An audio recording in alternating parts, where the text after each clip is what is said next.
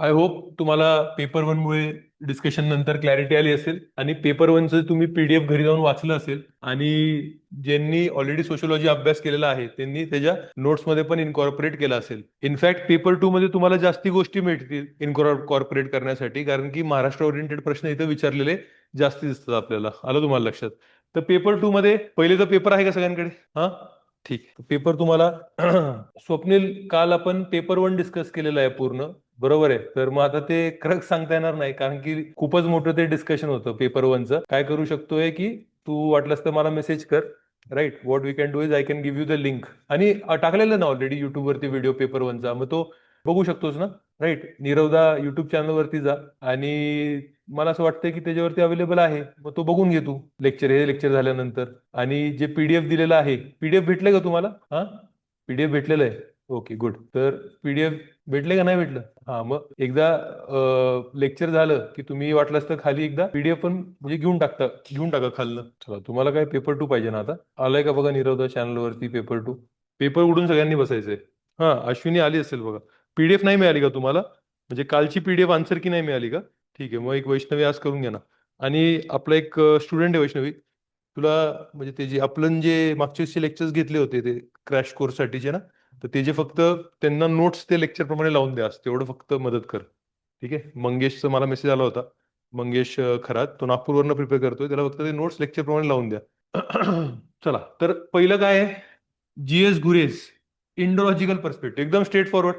आता सिलेबस पाठ असला पाहिजे तुम्हाला. एक म्हणजे तर सिलेबस परत, काल आपण जीएस वन पण डिस्कस केला, बरोबर आहे का नाही, संध्याकाळी 4 वाजता. राईट. मोस्ट ऑफ यू तुम्ही लोकांनी अटेंड केलेला आहे जीएस फोर, जीएस वन पण आलं तुम्हाला लक्षात. आता जीएस वन मध्ये पण आणि आपण हा पण पेपर डिस्कस केला, त्यामध्ये आपल्याला कॉमन थीम काय दिसतीये? राज्यसेवा कसं जाते क्रोनॉलॉजिकली. आता तुम्ही तुमचं सिलेबस बघा, सिलेबस मध्ये पहिलाच पॉईंट काय आहे? गुरे, इंडोलॉजी, म्हणजे तो पहिलाच प्रश्न विचारलाय त्यांनी. आणि दुसरी थीम काय बघितली होती आपण काल जीएस वन मध्ये, की सगळे सिलेबसचे पॉईंट कव्हर करून टाकायचे. आलं का तुम्हाला लक्षात? तसंच इथं आपलं थोडं थोडं दिसणार आहे. आता इंडोलॉजी म्हटलेलं आहे, काय म्हटलंय त्यांनी? Indological perspective. आलं तुम्हाला लक्षात? एक तर म्हणजे जीएस गुरे कोण आहेत? ते आपले बाबा फाउंडिंग फादर आहेत सोशोलॉजीचे भारतामध्ये. आणि इंडोलॉजिकल पर्स्पेक्टिव्ह, तर आता इंडोलॉजिकल पर्स्पेक्टिव्ह म्हणजे आपण काय काय लिहिणार बघा. आता बघा, हे लिहिणं गरजेचं आहे. जीएस गुरे असं वर्ष वगैरे लिहिलं ना तुम्ही, तर ते इम्प्रेसिव्ह वाटतं. आलं तुम्हाला लक्षात? त्यानंतर मग फाउंडिंग फादर, बरोबर आहे. जीएस गुरे आलं की तुम्हाला कोणाचं नाव लगेच आलं पाहिजे? डब्ल्यू.एच.आर. रिव्हर्स. हे त्यांचे गुरु होते. कुठं अभ्यास केला त्यांनी? डब्ल्यू.एच.आर. रिव्हर्सच्या अंतर्गत. राईट, केम्ब्रिजमध्ये अभ्यास केलेला आहे. हे आलंच पाहिजे. आलं तुम्हाला लक्षात? आणि डब्ल्यूएचआर रिव्हर्स कडनं ते काय शिकले होते? मी शिकवलंय बघा. काय शिकले होते? डब्ल्यूएचआर रिव्हर्स त्यांनी काय इम्प्लिमेंट केलेलं आहे? येस, काय इम्प्लिमेंट केलेलं आहे त्यांनी? डिफ्युजनिझम. आलं तुम्हाला लक्षात? डिफ्युजनिझम हा शब्द आलाच पाहिजे, हा कीवर्ड आहे. डिफ्युजन जी थेरी आहे ती त्यांनी कोणाकडनं शिकलेली आहे? डब्ल्यूएचआर रिव्हर्स कडनं शिकलेले. ते आलंच पाहिजे. आलं तुम्हाला लक्षात? राईट. तर ह्या सगळ्या गोष्टी आहेत. मग आता बघा, काय आहे इंडोलॉजी? इंडोलॉजी म्हणजे काय असतं? Studying India through classical text. Studying India through classical text, that is Indology. म्हणजे ह्यांचं कीवर्ड काय असणार आहे? Textual view. यांनी इंडियाला कसा अभ्यास केलाय? Through text, through books. आलं तुम्हाला लक्षात? आता ह्याच्यामुळे काय होणार बघा, हे कुठले कुठले बुक्स वापरलेले आहेत? हे सगळे पुस्तकं त्यांनी वापरलेले आहेत. आलं तुम्हाला लक्षात? हे सगळे पुस्तकं वाचून, हे सगळे बघा काय लिहिलंय. राईट, हे सगळे पुस्तकं वाचून त्यांनी कुठली पुस्तक लिहिलेली आहे हे लिहिलंच पाहिजे, हे नाव आलंच पाहिजे. Caste and race in India, हे आलंच पाहिजे. आलं तुम्हाला लक्षात? 1932 caste and race in India. गुरे म्हणलं की हे नाही आलं तर तुम्हाला मार्क पडणार नाहीत. क्लिअर आहे का? राईट. तर हे तुम्ही लिहू शकताय. म्हणजे कुठला, आता बघा कीवर्ड पण दिलाय तुम्हाला, टेक्स्च्युअल अप्रोच. कुठला अप्रोच आहे? Textual approach. आता टेक्स्च्युअल अप्रोच असल्यामुळंच इंडोलॉजीमध्ये दुसरा पॉईंट काय येणार? पहिला पॉईंट आहे टेक्स्च्युअल अप्रोच. कुठले टेक्स्ट वापरले त्यांनी, कुठनं त्यांनी प्रोत्साहन घेतलंय? डब्ल्यूएचआर रिव्हर्स मधनं घेतलंय. ते कुठं होते? केम्ब्रिजमध्ये होते. त्यांनी कुठलं पुस्तक लिहिलं? Caste and race in India 1932 हे पुस्तक लिहिलं. मग आता तुम्ही टेक्स्ट वाचताय म्हणजे तुमचा अप्रोच कुठला असणार इंडोलॉजीमध्ये? काय वाचताय तुम्ही? Historical text. नेहमी are going to talk about the past. हे जुने टेक्स्ट आहेत सगळे. कॉमन सेन्सिकल आहे ना हे. देअरफॉर हिस्टॉरिकल अप्रोच आहे. आणि हिस्ट्री म्हणून ते जेव्हा कास्ट वगैरे गोष्टी बोलणार, ते मेजरली काय बोलणार? कास्ट वगैरे कुठल्या वेळेचे कास्ट बद्दल बोलणार आहे? हिस्ट्रीमध्ये जे मागे झालेलं आहे ते. तर लगेच या सगळ्या त्यांनी ज्या गोष्टी गप्पा गोष्टी केल्यात, कास्ट, फॅमिली, किनशिप, रिलीजन, हे सगळं कसलं असणार आहे? जुनं, हिस्टॉरिकल. आलं तुम्हाला लक्षात? राईट. त्यानंतर आपण जर बघितलं, राईट, हा कीवर्ड आहे, हा परत आलाच पाहिजे. बरोबर आहे. काय कीवर्ड आहे? सिव्हिलायझेशनल अप्रोच. काय आहे? सिव्हिलायझेशनल अप्रोच. सिव्हिलायझेशनल अप्रोच म्हणजे काय? इंडिया हे नेशन जरी असेल, नेशन कन्सेप्ट ही नवीन आहे, युरोपियन कन्सेप्ट आहे, पण इंडिया खूप वर्षापासून, हजारो वर्षापासून एक काय आहे? सभ्यता आहे, सिव्हिलायझेशन आहे. आणि ते जे मूळ मूळ मूळ मूल्य आहेत, व्हॅल्यूज आहेत, आलं का तुम्हाला लक्षात? तर ते तुमचं आलं पाहिजे, राईट? सो जरी डायव्हर्सिटी असली, जरी डायव्हर्सिटी असली, पण इंडियामध्ये कसली युनिटी आहे? Cultural unity. Cultural unity. म्हणून युनिटी इन डायव्हर्सिटी मध्ये हे मानणार आहे. म्हणून कधी कधी प्रश्न येऊ शकतो बघा. आता हा सिंपल प्रश्न विचारला तुम्हाला, ह्याच्या पुढचा टप्पा, यावर्षी प्रश्न जर आला तर काय येऊ शकतो? गुरे was nationalist first, sociologist second. प्रश्न काय येईल तुम्हाला? गुरे was nationalist first and sociologist second. का? पहिले त्यांच्या सगळ्या कामामधनं एक जे मुख्य आपल्याला विचार काय दिसतो, की त्यांना भारताला काय करायचं होतं? एक करायचं होतं. आलं तुम्हाला लक्षात? सिव्हिलायझेशनल अप्रोच, युनिटी अप्रोच, या सगळ्या गोष्टी आपण इथं यू कॅन से सांगू शकतो, इझिली सांगू शकतो.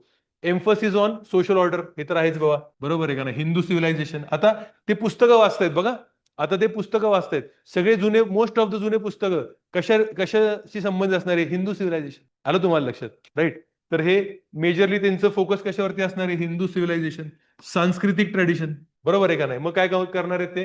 कंपॅरिझन करणार आहेत. पॅन इंडिया पर्स्पेक्टिव्ह आहे त्यांचा, राईट. आता बघा, पुस्तकातनं ते वाचतायत म्हणजे ते एखाद्या गावाचं वर्णन करणार आहेत का? नाही, ते पूर्ण भारताचं वर्णन करणार आहेत, पूर्ण भारतात काय चाललंय. म्हणून कसा अप्रोच आहे त्यांचा? Pan India approach. आलं तुम्हाला लक्षात? Right.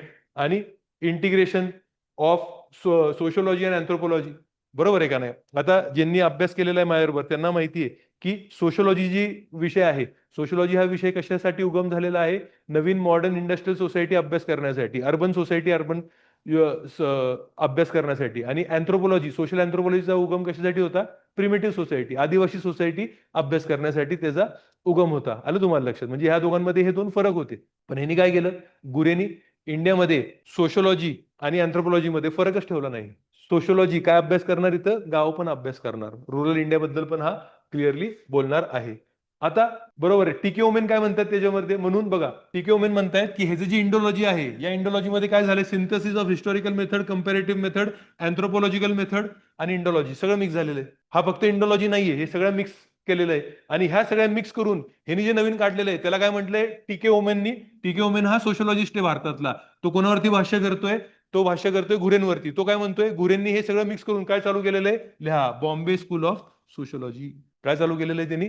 Bombay school of sociology. आलं तुम्हाला लक्षात? राईट. त्याचं इंडोलॉजी वाचल्यामुळं त्याचं ट्राईब्सवरचं जे वर्णन आहे, ट्राईब्सवरचं जे त्याचं ओपिनियन आहे, तो खूप फेमस आहे ना ओपिनियन, असिमिलेशन. राईट. ट्राईब्सला काय म्हणतो तो? ते काय आहेत? Backward Hindus. बरोबर आहे का नाही? हे अजूनपर्यंत हिंदू समाजामध्ये काय झालेले नाहीयेत? Properly you can say mix झालेले नाहीयेत, हे मागासलेले राहिलेले आहेत. ह्यांना जर चान्स दिला तर हिंदू समाजाबरोबर ह्यांचं काय होणार? चांगलं यू कॅन सी इंटरॅक्शन होऊन हे हिंदू समाजाबरोबर एकरूप होऊ शकतात. राईट. तर असं हे या सगळ्या गोष्टी आहेत. राईट. आणि हे कोणाच्या विरुद्धमध्ये बोललाय तो? व्हेरी रेल्विन. आलं तुम्हाला लक्षात? राईट. तर या सगळ्या गोष्टी आहेत. बघा, आता ह्याचं इव्हॅल्युएशन काय आहे? Foundation, rich use of historical sources, macro understanding आहे.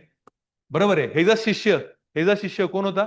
M N Srinivas. त्यांनीच कुठला पर्स्पेक्टिव्ह आणलाय? Micro perspective. का? कारण की तो एक गाव अभ्यास करतो. हा गाव वगैरे काहीच अभ्यास करत नाही, कारण की हा कसा आहे? टेक्स्च्युअल व्ह्यू आहे. ह्यानीच ह्याच्या शिष्याला सांगितलं की बाबा मी तर फक्त पुस्तकं वाचून सोशलॉजी लिहिली आहे, तू कुठं जा, तू ऍक्च्युअल फील्डमध्ये जा आणि अभ्यास कर. मग एम एन श्रीनिवास कुठे जातो? गावात जातो, गाव अभ्यास करतो. आलं तुम्हाला लक्षात? म्हणून एम एन श्रीनिवासचा व्ह्यू कुठला असणार आहे? Micro view. आलं तुम्हाला लक्षात? क्लिअर. हे जो मॅक्रो व्ह्यू आहे, इंटरडिसिप्लिनरी. आता बघा, क्रिटिसिझम, शिष्यच क्रिटिसिझम करतोय गुरूंना, जसं तुम्ही क्रिटिसिझम करणार माझी, बरोबर आहे का नाही? पास झाल्यानंतर सरांनी शिकवलं तरी पास झालो. आलं लक्षात? राईट. तर असा विषय की आर्ग्युड गुरे रिलाइड एक्सेसिव्हली ऑन व्हॉट आणि निग्लेक्टेड व्हॉट? फील्डवर्क. आलं तुम्हाला लक्षात? दुसरं ए आर देसाई, हा तिचा दुसरा शिष्य. बघा, दोन्ही शिष्य आहेत, बरोबर आहे का नाही? क्रिटिसिझम करायला पहिले तेच पुढे आहेत. आलं तुम्हाला लक्षात? राईट. काय क्रिटिसाइज? आता हा कोण आहे? हा पुढे जाऊन कोण झाला? मार्क्सिस्ट. आणि मार्क्सिस्ट म्हणजे काय असतं? Economy first. सगळ्या गोष्टी कशा, कुठल्या दृष्टिकोनी बघतो आपण? इकॉनॉमीच्या दृष्टिकोनी बघतो. म्हणून हा काय म्हणतोय? ही निग्लेक्ट्स इकॉनॉमिक आणि क्लास डायमेन्शन्स. आलं तुम्हाला लक्षात? Right. Yogendra Singh cannot explain the social change. लय मस्त पॉईंट सांगितलं ना त्यांनी. का? समाजमध्ये नेहमी बदल होत चाललेले आहेत. आणि तुम्ही काय वाचताय? जुने पुस्तकं वाचताय, वेद वाचताय तुम्ही, बरोबर आहे का नाही? अजून काय वाचताय तुम्ही? रामायण, महाभारत, उपनिषद या सगळ्या गोष्टी तुम्ही वाचताय. त्याच्यामध्ये तुम्हाला बदलता समाज अभ्यास करता येणार आहे का? So you cannot study the social change. आलं तुम्हाला लक्षात? राईट. तर अशा प्रकारे तुम्ही हे जर लिहू शकला असता. आता दुसरा प्रश्न, टिपिकल एमपीएससी. एमपीएससीचा जो फ्लेवर आहे तो तुम्हाला पेपर 2 मध्ये जास्त दिसला. पेपर 1 मध्ये सिंपल प्रश्न विचारले. एमपीएससीचा फ्लेवर तुम्हाला पेपर 2 मध्ये दिसला. म्हणजे काय? फ्लेवर का म्हणतोय मी? जुन्या गोष्टी विचारणं हा त्यांचा फ्लेवर आहे. बरोबर आहे का नाही? म्हणजे मी एमपीएससीला पण बऱ्याचदा जेव्हा मी त्यांचं पूर्व परीक्षा बघतो किंवा बाकीच्या परीक्षा बघतो, मला फिलिंग कसा येतो की ते पण ते घोरेसारखे आहेत, जुना अभ्यास करणार आहेत सगळे. आलं तुम्हाला लक्षात? म्हणजे आता प्रेझेंट त्यांना काहीच कळत नाही काय चाललेलं आहे, म्हणून ते जुनं अजून पण प्लॅनिंगला त्यांना एवढं ऑब्सेशन आहे प्लॅनिंग. बरोबर आहे का नाही? राईट. तर एमपीएससीला जर तुम्ही चान्स दिला तर प्लॅनिंग कमिशन परत चालू करेल ते. आलं तुम्हाला लक्षात? तर इथं तुम्हाला दिसणार या सगळ्या गोष्टी. आता बघा, लोकूर कमिटी विचारलं त्यांनी. काय विचारलं त्यांनी? लोकूर कमिटी. बरोबर. लोकूर कमिटी कशावरती प्रस्थापित झालेली होती? How to define tribe. कारण की बघा, हा प्रश्न का विचारलेला आहे? सिलेबस बघा. सिलेबस आहे का तुमच्याकडे? सिलेबस उघडा बरं पहिले. सिलेबस उघडा. राईट. You can predict. तुमच्याकडे सिलेबस असणं गरजेचं आहे. नाहीतर काय तुम्हाला मजा येणार नाही. You can immediately predict. काय करू शकता तुम्ही? डायरेक्टली प्रिडिक्ट करू शकता. बघा हा प्रश्न कसा आलाय बघा. आता पहिला बघा, इंडोलॉजी जीएस गुरे आलाय का डायरेक्ट?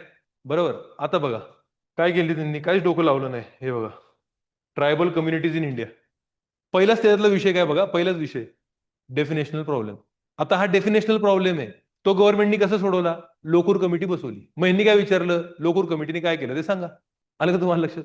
क्लिअर आहे का? म्हणजे एवढं प्रिडिक्टेबल आहे पेपर. आता कळतंय तुम्हाला? एवढा स्ट्रेट फॉरवर्ड आणि प्रिडिक्टेबल आपल्याला पेपर इथे दिसू शकतोय. राईट. आता बघा, the problem of defining tribe most debated sociology anthropology after independence. म्हणून गव्हर्नमेंटला प्रॉब्लेम येत होता. लगेच आपण काय लिहायचं? आपण आपली हुशारी दाखवायची, आर्टिकल दाखवायचं.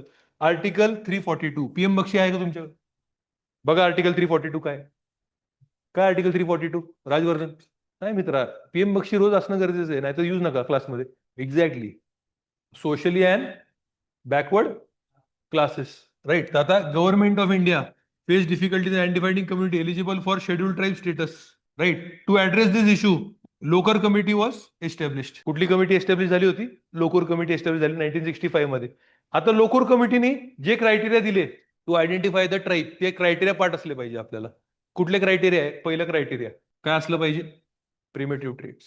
बरोबर आहे का नाही? ह्याच्यावरतीच पुढे टिकवणार आहे. आता सगळे ट्राईब काय प्रिमेटिव्ह राहिलेत का? नाही. म्हणून आज सगळ्यात मोठा प्रॉब्लेम काय? ट्राईब.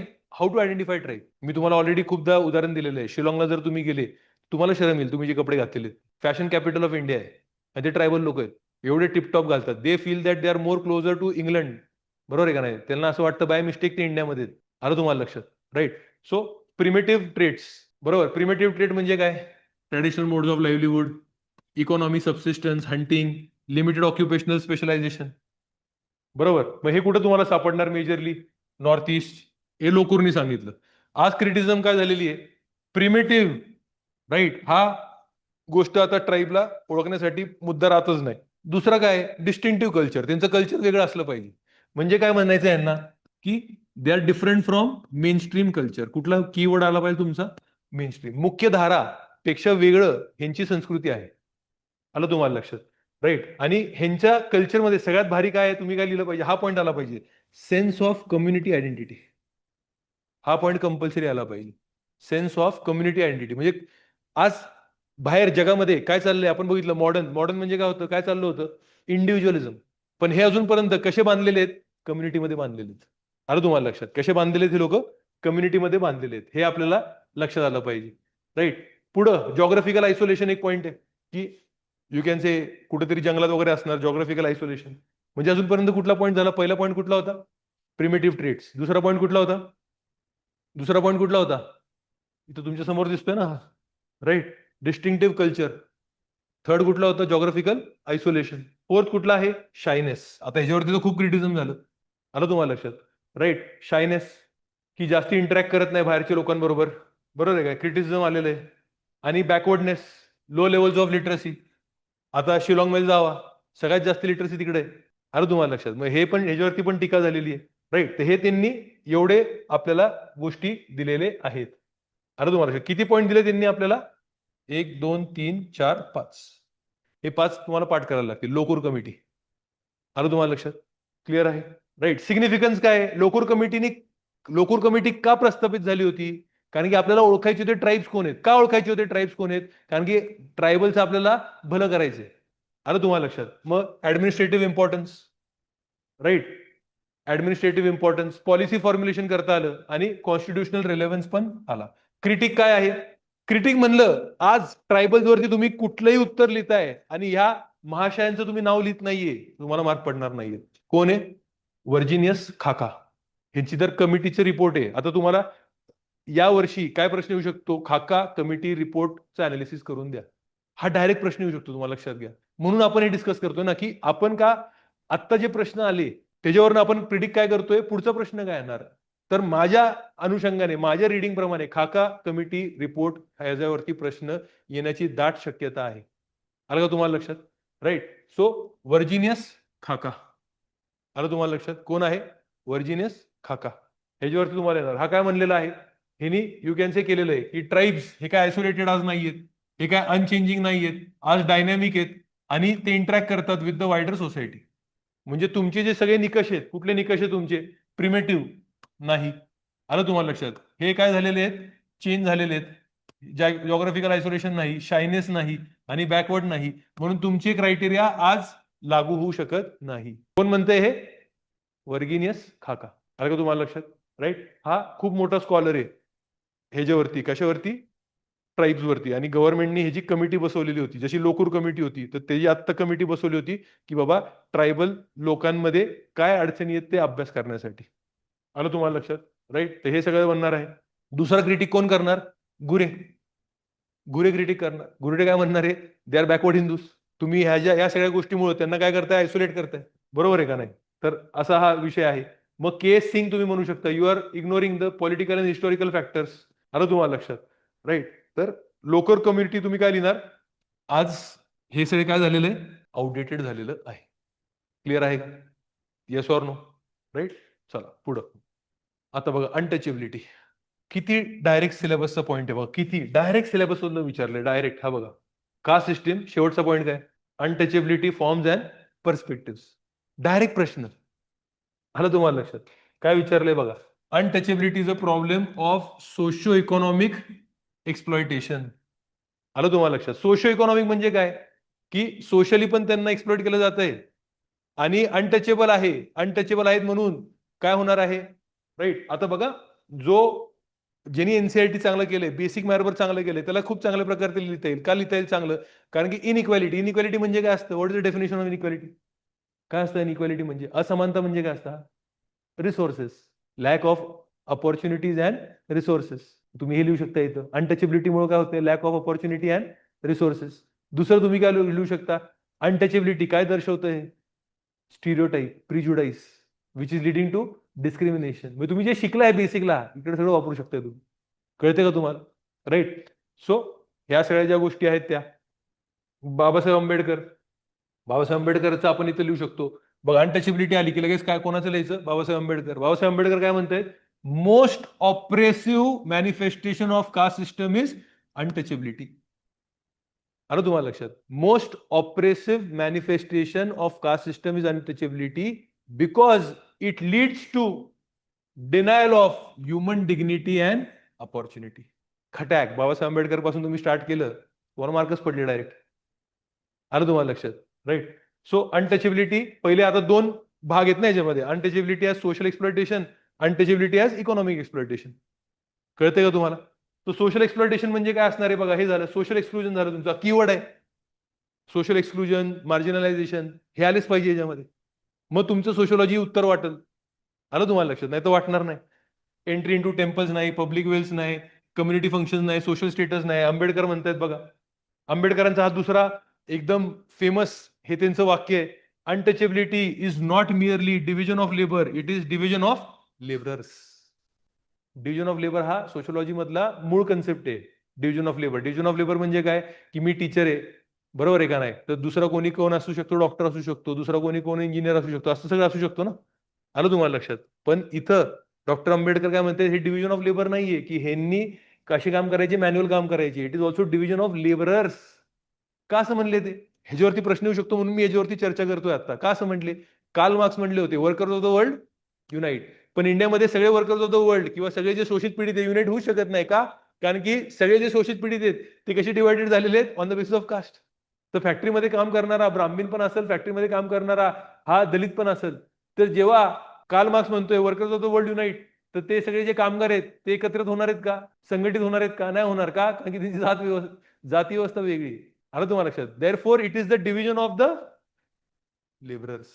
ह्याच्यावरती प्रश्न येऊ शकतो म्हणून मी हे आज एक्सप्लेन केलेलं आहे. कळतंय का तुम्हाला? आणि हे सगळे जे सेंटेन्सेस आहेत ते आपल्याला पाठ करायचे आहेत, ते आपल्याला उत्तरामध्ये लिहायचे आहेत. कळतंय का मित्रा? Yes or no? ये इकडे, ये मध्ये, ये मैदानात, ये. तुझं मार्जिनायझेशन झालेलं आहे, सोशल एक्सक्लुजन नाही करायचं तुझा. बरोबर आहे का नाही? राईट. सो पुढे काय आहे? डिनायल ऑफ ह्युमन डिग्निटी, हे तर आहे सोशल. जीएस गुरे एक्झाम्पल, सेपरेट सेटलमेंट्स, वेगळं मध्ये राहायला भेटतं ना यांना. आलं तुम्हाला लक्षात? राईट. पुढे काय होतंय? पॉलिटिकल मार्जिनलायझेशन, ह्या सगळ्या गोष्टी आहेत. आता इकॉनॉमिक बघा. इकॉनॉमीमध्ये सगळ्यात पहिले काय असणार आहे? बरोबर आहे का नाही? कुठले काम भेटणार यांना? जे पोल्युटिंग असणार, मॅन्युअल स्कॅव्हेंजिंग, डेड बॉडीज. ज्यांनी माझ्यावर पूर्ण बॅच केलेली आहे त्यांनी ते बघितलं असेल. गुजरात मधले जे लोक होते, बरोबर आहे का नाही? आपण एक्झाम्पल अभ्यास केलेला होता की गुजरातचे लोक होते त्यांनी डिनाय करून टाकलं की आम्ही डेड बॉडीज उचलणार नाही आता कॅटलची. आलं तुम्हाला लक्षात? त्या सगळ्या गोष्टी आपण बघितलेल्या होत्या. लुई डोमो असेल, तुम्ही तो वापरू शकताय. बघा, एक म्हणजे काय झालं? ऑक्युपेशन. दुसरं यांचा प्रॉब्लेम काय असतो? लँडलेस. इकॉनॉमिक अपॉर्च्युनिटी गेली. Andre Beteille, caste overlap the class. Right. Exploitation होतंय इथं. तुम्ही यार देसाई वापरू शकता. एज्युकेशन पण नाही ह्यांच्याकडं. राईट. म्हणून आंबेडकरचं सोल्युशन काय होतं? एज्युकेट, ॲजिटेट, ऑर्गनाइज, किंवा एज्युकेट, ऑर्गनाइज अँड ॲजिटेट. मग गांधीजी आणि ह्याच्यावरती तुम्हाला प्रश्न येऊ शकतो म्हणून इथं नोट्स मध्ये टाकलेलं आहे. पुढचा प्रश्न कुठला येऊ शकतो? कास्टवरती गांधीजींचं मत काय, आंबेडकरांचं मत काय? तर गांधीजींचं मत काय होतं? कास्ट काय केलं पाहिजे? रिफॉर्म. आंबेडकर काय म्हणतायत? अॅनिलेशन ऑफ द कास्ट, म्हणजे जाती व्यवस्थाचा नाश झाला पाहिजे. जाती व्यवस्था कसा काय झाला पाहिजे? नाश झाला पाहिजे. आलं तुम्हाला लक्षात? यांचा अप्रोच कसा होता? Moral approach. मॉरल अप्रोच म्हणजे काय आहे? येस, इंडियन काय म्हणणार तुम्ही त्याला? जीएस मध्ये, एथिक्स मध्ये तुम्ही वापरताय. ज्यांनी एथिक्स लेक्चर केले नाहीयेत, राईट, कंपल्सरी त्यांनी केले पाहिजे. जर तुम्ही जीएस आता मेन्स लिहित असेल तर राज्यसेवाची. Change of heart approach. कुठला अप्रोच आहे हा? Change of heart. त्यालाच आपण काय म्हणतो? हृदय परिवर्तन. हृदय परिवर्तन. सोल्युशन कधी येणार? Solution is not going to come only through law. Solution has to come when the values change. हृदय परिवर्तन. राईट. तर ह्यांचा अप्रोच कसा आहे? Structural approach, political approach, political administrative approach. M N श्रीनिवासचा अप्रोच कसा आहे? सोल्युशन काय? जेव्हा वेस्टर्नायझेशन होईल, अर्बनायझेशन होईल, एज्युकेशन वाढेल, का सिस्टम कमी होईल. बरोबर आहे का नाही? अर्बनायझेशन हा कोणी सपोर्ट केलेलं आहे? आंबेडकरांनी पण सपोर्ट केलेलं आहे. कारण की आंबेडकर काय म्हणतात? Villages are the dens of ignorance. हे असे वर्ड सेंटेन्स आले पाहिजे तर तुम्हाला मार्क्स पडणार आहेत. Villages are the dens of ignorance, म्हणजे तुम्ही गावात जर राहिला तर तुमचं शोषण भीषण होणार आहे. का तुम्ही गावात राहिला तर शोषण होणार आहे? की गावात सगळ्यांना सगळे ओळखतात. बरोबर आहे का नाही? पण तुम्ही शहरात आले की कोणच कोणाला ओळखत नाही. मग कळणार आहे का कोण दलित आहे, कोण ब्राह्मण आहे, कोण क्षत्रिय आहे? आलं तुम्हाला लक्षात? कळतंय. म्हणून आंबेडकरांनी अर्बनायझेशनला सपोर्ट केलेलं होतं. मग अजून सोल्युशन काय आहे? हे सगळे कॉन्स्टिट्युशनल सोल्युशन्स. कंटेम्पररी मग तुम्ही एक्झाम्पल देऊ शकता. सुखदेव थोरात यांचं तुम्ही लिहू शकता. बरंच काय काय तुम्ही करू शकता. आणि इथं हे पण दिलेलं आहे कन्क्लुजन. चला आता काय विचारलेलं आहे? New education policy, social change. आता बघा डायरेक्ट सिलेबस. इथं बघा सोशल चेंज कुठे दिलेलं आहे तुम्हाला सिलेबस मध्ये? Social change. त्या सोशल चेंज मध्ये काय दिलेलं आहे? एज्युकेशन आणि सोशल. ते एज्युकेशनला फक्त काय केलं त्यांनी? New education policy. आलं का तुम्हाला लक्षात? डायरेक्ट सिलेबसचा शब्द तसं तसं उचलायचा आणि प्रश्न बनवायचा. कळते का तुम्हाला? समजतंय का? राईट. तर हा विषय आपल्याला इझिली सॉल्व्ह करता येईल. बरोबर आहे. तर कसं सॉल्व्ह करणार आपण? New education policy. बरोबर. आता विषय काय होतो? थिंकर्स काय लिहिणार आपण याच्यामध्ये? तर आपल्याकडं काय रेडी असलं पाहिजे? एज्युकेशन वरती थिंकर्स रेडी असले पाहिजे. आलं तुम्हाला लक्षात? आता मी आज काय करणार आहे वेगळं? चला, तुम्हाला मी 5 मिनिटं देणार आहे. तुम्ही आता विचार करा याच्यावरती आणि तुम्हाला काय पॉईंट सुचतात पहिले. चला तुम्ही लिहा. लिहा. New education policy is important for social change. फक्त आज प्रवचन करायला नको. लिहा. 5 मिनिटं दिलेले आहेत. काय तुम्हाला सुचतंय लिहा. आणि तुम्ही विचार केला, education in primary language, okay, skills, reducing gender inequality, very good, social inclusion, very good. Right. आता तुम्ही विचार केलाय तर जेव्हा आपण डिस्कशन करणार तर तुम्ही अजून त्याला प्रॉपरली बघणार आणि त्याला प्रॉपरली अंडरस्टँड करायला बघणार. राईट. सो काय लिहिणार आपण? Education is one of the most powerful agents लिहू शकतो आपण, कारण की सिलेबस मधला शब्द आहे. Agents of social change, nation building, new education policy आलेली आहे. बरोबर आहे का नाही? तर आता आपण काय बनणार? योगेंद्र सिंग. एक आपण काय केलं, आपला ट्रॅडिशनल जो थिंकर आहे तो वापरला आपण. इन जनरल आपण योगेंद्र सिंग बद्दल काय लिहिलं इथं, म्हणजे तो न्यू एज्युकेशन पॉलिसी बद्दल नाही बोलत आहे, पण योगेंद्र सिंग कशाबद्दल बोलतोय? योगेंद्र सिंग बोलतोय education acts as a major agency of modernisation social change in the Indian society. In general आपण तो पॉईंट लिहून टाकला इकडे योगेंद्र सिंग बद्दल. म्हणजे एज्युकेशन आलं तर माझ्याकडे एज्युकेशन वरती ऍटलिस्ट 5 थिंकर असले पाहिजे, त्यातले 2 तरी इंडियन असले पाहिजे. आलं तुम्हाला लक्षात? ते इकडनं शिकायचं आन्सर की मधनं योगेंद्र सिंग. म्हणजे हे आपण पण बोलू शकतो, पण आपण कोणाकडनं बोलवायचं? हे योगेंद्र सिंग कडनं बोलायचं. He is the, you can see education is a major agency of modernisation and social change in India. आता न्यू एज्युकेशन पॉलिसी बद्दल बोलूयात आपण. राईट. पहिलं काय करणार आहे आपण? सोसायटी म्हणल्यावरती इक्वालिटी आणि सोशल जस्टिस. राईट. काय आहे? युनिव्हर्सल ऍक्सेस टू एज्युकेशन बोललेलो आहे आपण. जर आपण सगळ्यांना एज्युकेशन दिलं तर काय होणार आहे? सोशली इकॉनॉमिकली जे आहेत डिसएडव्हान्टेज ग्रुप्स त्यांना फायदा होईल. Right. Very good. Prajakta, good points. Universal access, perfect. Right. ह्याच्यामुळे काय होईल? Very good. Social mobility, very nice. तर तुम्ही सोशल मोबिलिटीला कनेक्ट केलं. Prajakta, very good, beautiful. This is how you have to write ethics. Right. बघा इथं मी कीवर्ड काय आणलेला आहे? सोशल इन्क्लुजन होईल. आणि दुसरा कीवर्ड काय आणलाय? डेमोक्रेटायझेशन ऑफ एज्युकेशन. काल GS1 शिकवताना मी तुम्हाला वारकरीमध्ये काय बोललो होतो? डेमोक्रेटायझेशन ऑफ रिलिजन. आता इथं काय वापरलंय मी? डेमोक्रेटायझेशन ऑफ एज्युकेशन. असे शब्द वापरता आला पाहिजे. सगळ्या शब्दांचा खेळ आहे, कारण की ही लेखी परीक्षा आहे. आलं तुम्हाला लक्षात? राईट. पुढं जायचं आपल्याला. काय होणार आहे? बघा, सोशल मोबिलिटी आली. सोशल मोबिलिटी आली. सोशल मोबिलिटी मधलं सगळ्यात महत्वाचं थिंकर कोण आहे? सोरोकिन. तो आलाच पाहिजे. काय लिहिणार आपण? काहीच लिहायचं नाही. New education policy would, you can say, become important vertical social mobility. आलं तुम्हाला लक्षात? राईट. म्हणजे काय सोशल मोबिलिटी भेटणार? स्किल भेटणार तुम्हाला, या सगळ्या गोष्टी भेटणार तुम्हाला. दुसरं, सोसायटीमध्ये बोलायचं, जेंडर एम्पॉवरमेंट होऊ शकते. किती कॉमन सेन्स केलं. आता ह्याच्यामध्ये न्यू एज्युकेशन पॉलिसी पण गरज नाही, एज्युकेशनमुळेच हे होतंय. ते फक्त तुम्हाला कसं लिहायचंय? It is going to happen because of new education policy. आलं तुम्हाला लक्षात? काय होणार आहे? जेंडर इन्क्लुजन फंड आणलेला आहे यांनी. आलं तुम्हाला लक्षात? जेंडर इन्क्लुजन फंड आणलेला आहे यांनी. राईट. तर हा असा विषय आहे. बघा पुढे काय होणार आहे? एज्युकेशनमुळे काय डेव्हलप होतं? Scientific temper. आपल्या फंडामेंटल ड्युटीज मधला हा शब्द आहे, सायंटिफिक टेम्पर. तो लगेच इथं लिहिला पाहिजे. म्हणजे समाज बदलणार, समाज आधुनिकताकडे जाणार. आलं तुम्हाला लक्षात? Right. That is very very important. Very good Prachi. Right. तर क्रिटिकल थिंकिंग, क्रिएटिव्हिटी, या सगळ्या गोष्टी ज्या आहेत ते येणार इथं. राईट. तो असं आपण लिहू शकतो. M N श्रीनिवास काय म्हणणार? एज्युकेशनमुळे मॉडर्नायझेशन आणि वेस्टर्नायझेशन होतंय. राईट. आणि पुढं आपण काय म्हणू शकतो? मल्टीलिंग्वलिझम आहे. Promotion of mother tongue. Mother tongue मुळे काय होणार आहे? Cultural integration. Cultural integration. आलं तुम्हाला लक्षात? वोकेशनलायझेशन ऑफ एज्युकेशन म्हणजे काय? स्किल बेस्ड एज्युकेशन आहे ना. कॅलकॉट पार्सन काय म्हणणार? Functional perspective prepares individuals for occupational roles in the society. एज्युकेशनला आपण बघितलेलं आहे. बरोबर आहे का नाही? सोशल स्ट्रॅटिफिकेशन. राईट. डिजिटल मध्ये आपण बघू शकतो. ह्याच्यामुळे काय होऊ शकतंय? न्यू इनइक्वालिटी क्रिएट होऊ शकते. आलं तुम्हाला लक्षात? राईट. आता सोशलॉजिकल पर्स्पेक्टिव्ह. एज्युकेशन आलं की तुम्हाला दुर्खाईम माहिती असलं पाहिजे, तुम्हाला पार्सन माहिती असलं पाहिजे, एज्युकेशन वरती काय बोलतो, ह्यांचा कीवर्ड माहिती असलं पाहिजे, रोल अलोकेशन. आलं तुम्हाला लक्षात? मग तुम्हाला सोशलॉजी वाटेल. Conflict perspective. एज्युकेशन आलं कंपल्सरी. एज्युकेशन कुठेही आलं, कधी कोणी विचारलं, ह्या दोघांचं नाव जर आलं नाही तर तुमचा मार्क तुम्हाला कम्प्लीट भेटणार नाही.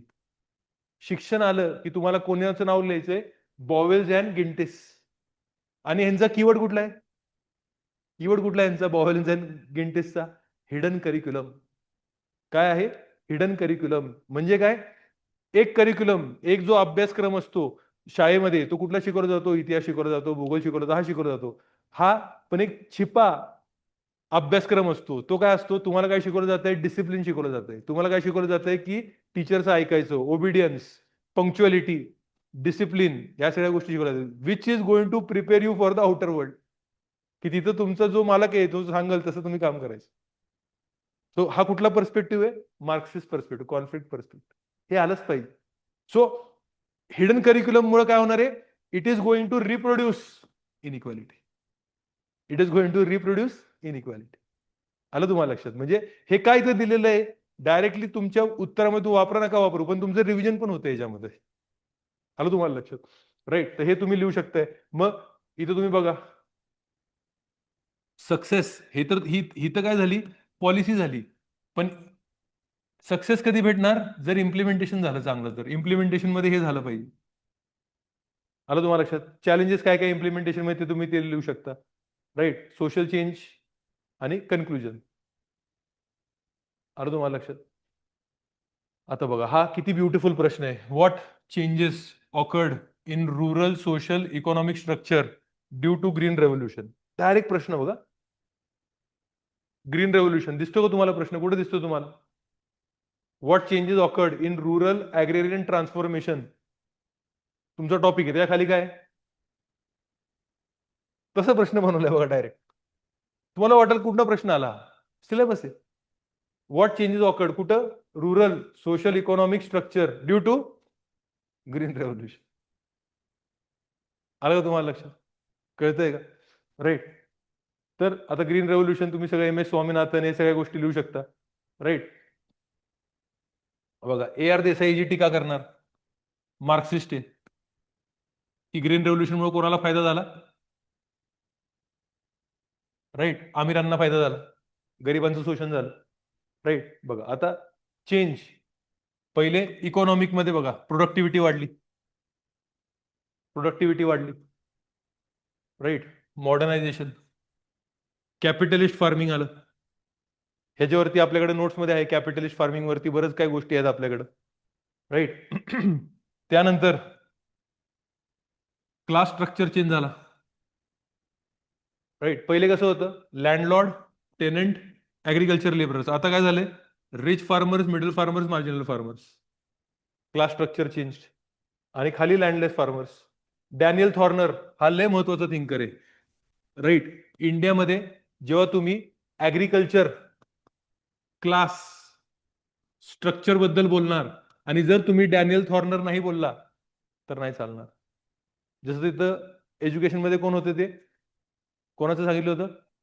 बॉवेल्स अँड गिंटिस. बरोबर आहे का नाही? तसं ऍग्रिकल्चर क्लास स्ट्रक्चर मध्ये कंपल्सरी कोणाला वापरायचं तुम्हाला? डॅनियल थॉर्नर. राईट. सो कुठलं मॉडेल आहे डॅनियल थॉर्नरचं? कोणाला आठवतंय का? Online students, anybody can remember? हा, कुठला मॉडेल आहे? मोनिका, अश्विनीला माहिती असेल बघा. अश्विनी सांगू शकते का? अजून कोण आहे? Rutuja is not there. Rutuja, Daniel Thorner नाही आठवते बाळा तुला? MKM, मालिक किसान मजदूर. राईट. तर येस, मालिक किसान मजदूर. Very good Prachi. Srushti, very good. तर तो तुम्ही इथं लिहू शकता. राईट. मग ग्रीन रेव्होल्युशन आलं आणि ग्रीन रेव्होल्युशन आणि लँड रिफॉर्म आले, त्याच्यामुळं हा काय म्हणणार? MN श्रीनिवास, कोणाची उगम झाले? Dominant caste. Maratha, Patels, Jats. Right. हे सगळे जे काय आहेत ते. राईट. कम्माज. रुरल इनइक्वालिटी झाला आपला पॉइंट. राईट. आता बघा, इथं तुम्ही अजून काय लिहिलं पाहिजे? Footloose labour. कोणाचा कन्सेप्ट आहे फुटलूज लेबर? कोणाचा कन्सेप्ट आहे फुटलूज लेबर? की त्याच्यामुळे काय झालेलं आहे की पहिले कसं असायचं, आपल्या गावातले जे लँडर्स ते काम करायचे शेतावरती, पण आता शेत शेत यू कॅन से जे कामगार आहेत ते बाहेरच्या राज्यामधून येत आहेत. कोणाचा concept? Very good Prajakta, very good Srushti. Jan Breman. Jan Breman. तर ते तुम्ही लिहिलं पाहिजे. बघा, seasonal unemployment, migration to urban areas. Right. सगळ्यात महत्वाचा चेंज हा झालेला आहे, मॉनिटायझेशन ऑफ रुरल इकॉनॉमी. सगळ्यात महत्वाचा चेंज हा.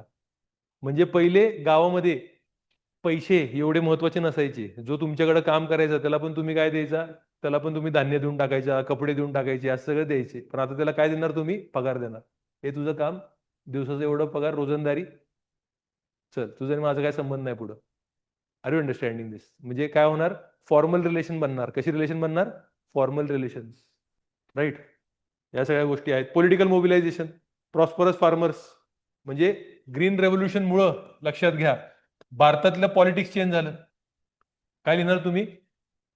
रुरलायझेशन of Indian politics. Farmers Indian politics मध्ये यायला लागले. आलं तुम्हाला लक्षात? कोण होतं प्राईम मिनिस्टर जो शेतकरी होता? कुठला प्राईम मिनिस्टर होता जो शेतकरी होता? कुठला होता? असं कुठलंच प्राईम मिनिस्टर आठवत नाही तुम्हाला जो शेतकरी होता? Yes, online students. Swapnil Holkar, very good, very good, very nice. Ashwini. Motorola. Motorola तुमचं नाव काय? का मोटोरोलाच ठेवायचं? चौधरी चरण सिंग. चौधरी चरण सिंग हे काय येऊ शकले पुढं? Because of the green revolution. मग पुढं फार्मर मुवमेंट चालू झाली, जसे की इथं आहेत ना, महेंद्र सिंग टिकायत, शरद जोशी. आलं तुम्हाला लक्षात? राईट. म्हणजे हा बदल आहे, हा बदल आहे, कळतंय? तर ते आपण लिहिलं पाहिजे, राईट. तर महत्वाचं हे गोष्टी आहेत, राईट. तर पॉझिटिव्ह, मग आता इन जनरल ग्रीन रेव्होल्युशनचे पॉझिटिव्ह निगेटिव्ह ते तुम्हाला फक्त नोटसाठी दिलेले, बरोबर आहे. फंक्शनलिस्ट व्ह्यू काय म्हणणार की बाबा फायदा झाला. मार्क्सिस्ट व्ह्यू ग्रीन रेव्होल्युशनचा सगळं नुकसान झालं. एम एन श्रीनिवास काय म्हणणार? डॉमिनंट कास्ट म्हणणार. आलं तुम्हाला लक्षात? तुम्ही ग्रीन रेव्होल्युशनचे आपले नोट्स वाचू शकता, त्यामध्ये खूप भारी भारी पॉईंट दिलेले आहेत, बरोबर. आता पुढचा विषय बघा, खूप भारी आहे. M N Srinivas, structural functional perspective for Indian society. एवढा सिंपल प्रश्न आहे बघा. तुम्ही सिलेबस बघा आणि ह्याच्यापेक्षा सिंपल प्रश्न येऊ शकतो का बघा. सिलेबस मध्ये दुसरा पॉईंट बघा, structural functionalism, M N Srinivas. आणि प्रश्न बघा, काय प्रश्न आहे? Discuss Srinivas structural functional perspective for the study of Indian society. आलं तुम्हाला लक्षात? बट डायरेक्ट सिलेबसचे शब्द आणि प्रश्न आहेत, ह्याच्या पलीकडे काहीच नाही, राईट. अक्षय म्हणजे तू ए आर देसाईचं नाव पण अक्षय आहे, ए आर देसाई नाही ना? राईट. आता डायरेक्ट ए आर देसाईच माझं लेक्चर अटेंड करतात सोशिओलॉजिस्ट मध्ये, बरोबर. जसं एम एन श्रीनिवासचं पूर्ण नाव बघा काय, मैसूर नरसिंहचार श्रीनिवास. हा कोणा अंडर शिकलाय? एम एन श्रीनिवास आलं की कोणाचे दोघांचे नाव आले पाहिजे? A R Radcliffe Brown. कोणाचं नाव आलं पाहिजे? A R Radcliffe Brown. गुरे आलं तर कोणाचं नाव आलं पाहिजे? W H R Rivers. W H R Rivers कडनं काय शिकला तो? Diffusionism. A R Radcliffe Brown कडनं काय शिकला हा भाऊ? Structural functional. काय शिकला हा? स्ट्रक्चरल फंक्शनलिझम. स्ट्रक्चरल फंक्शनलिझम म्हणजे काय? नाव मोठे दर्शन छोटे, लक्षात घ्या, राईट. स्ट्रक्चर असतं एक स्ट्रक्चर, आणि त्या हरेक स्ट्रक्चर मधल्या हरेक कंपोनंटचं काय आहे?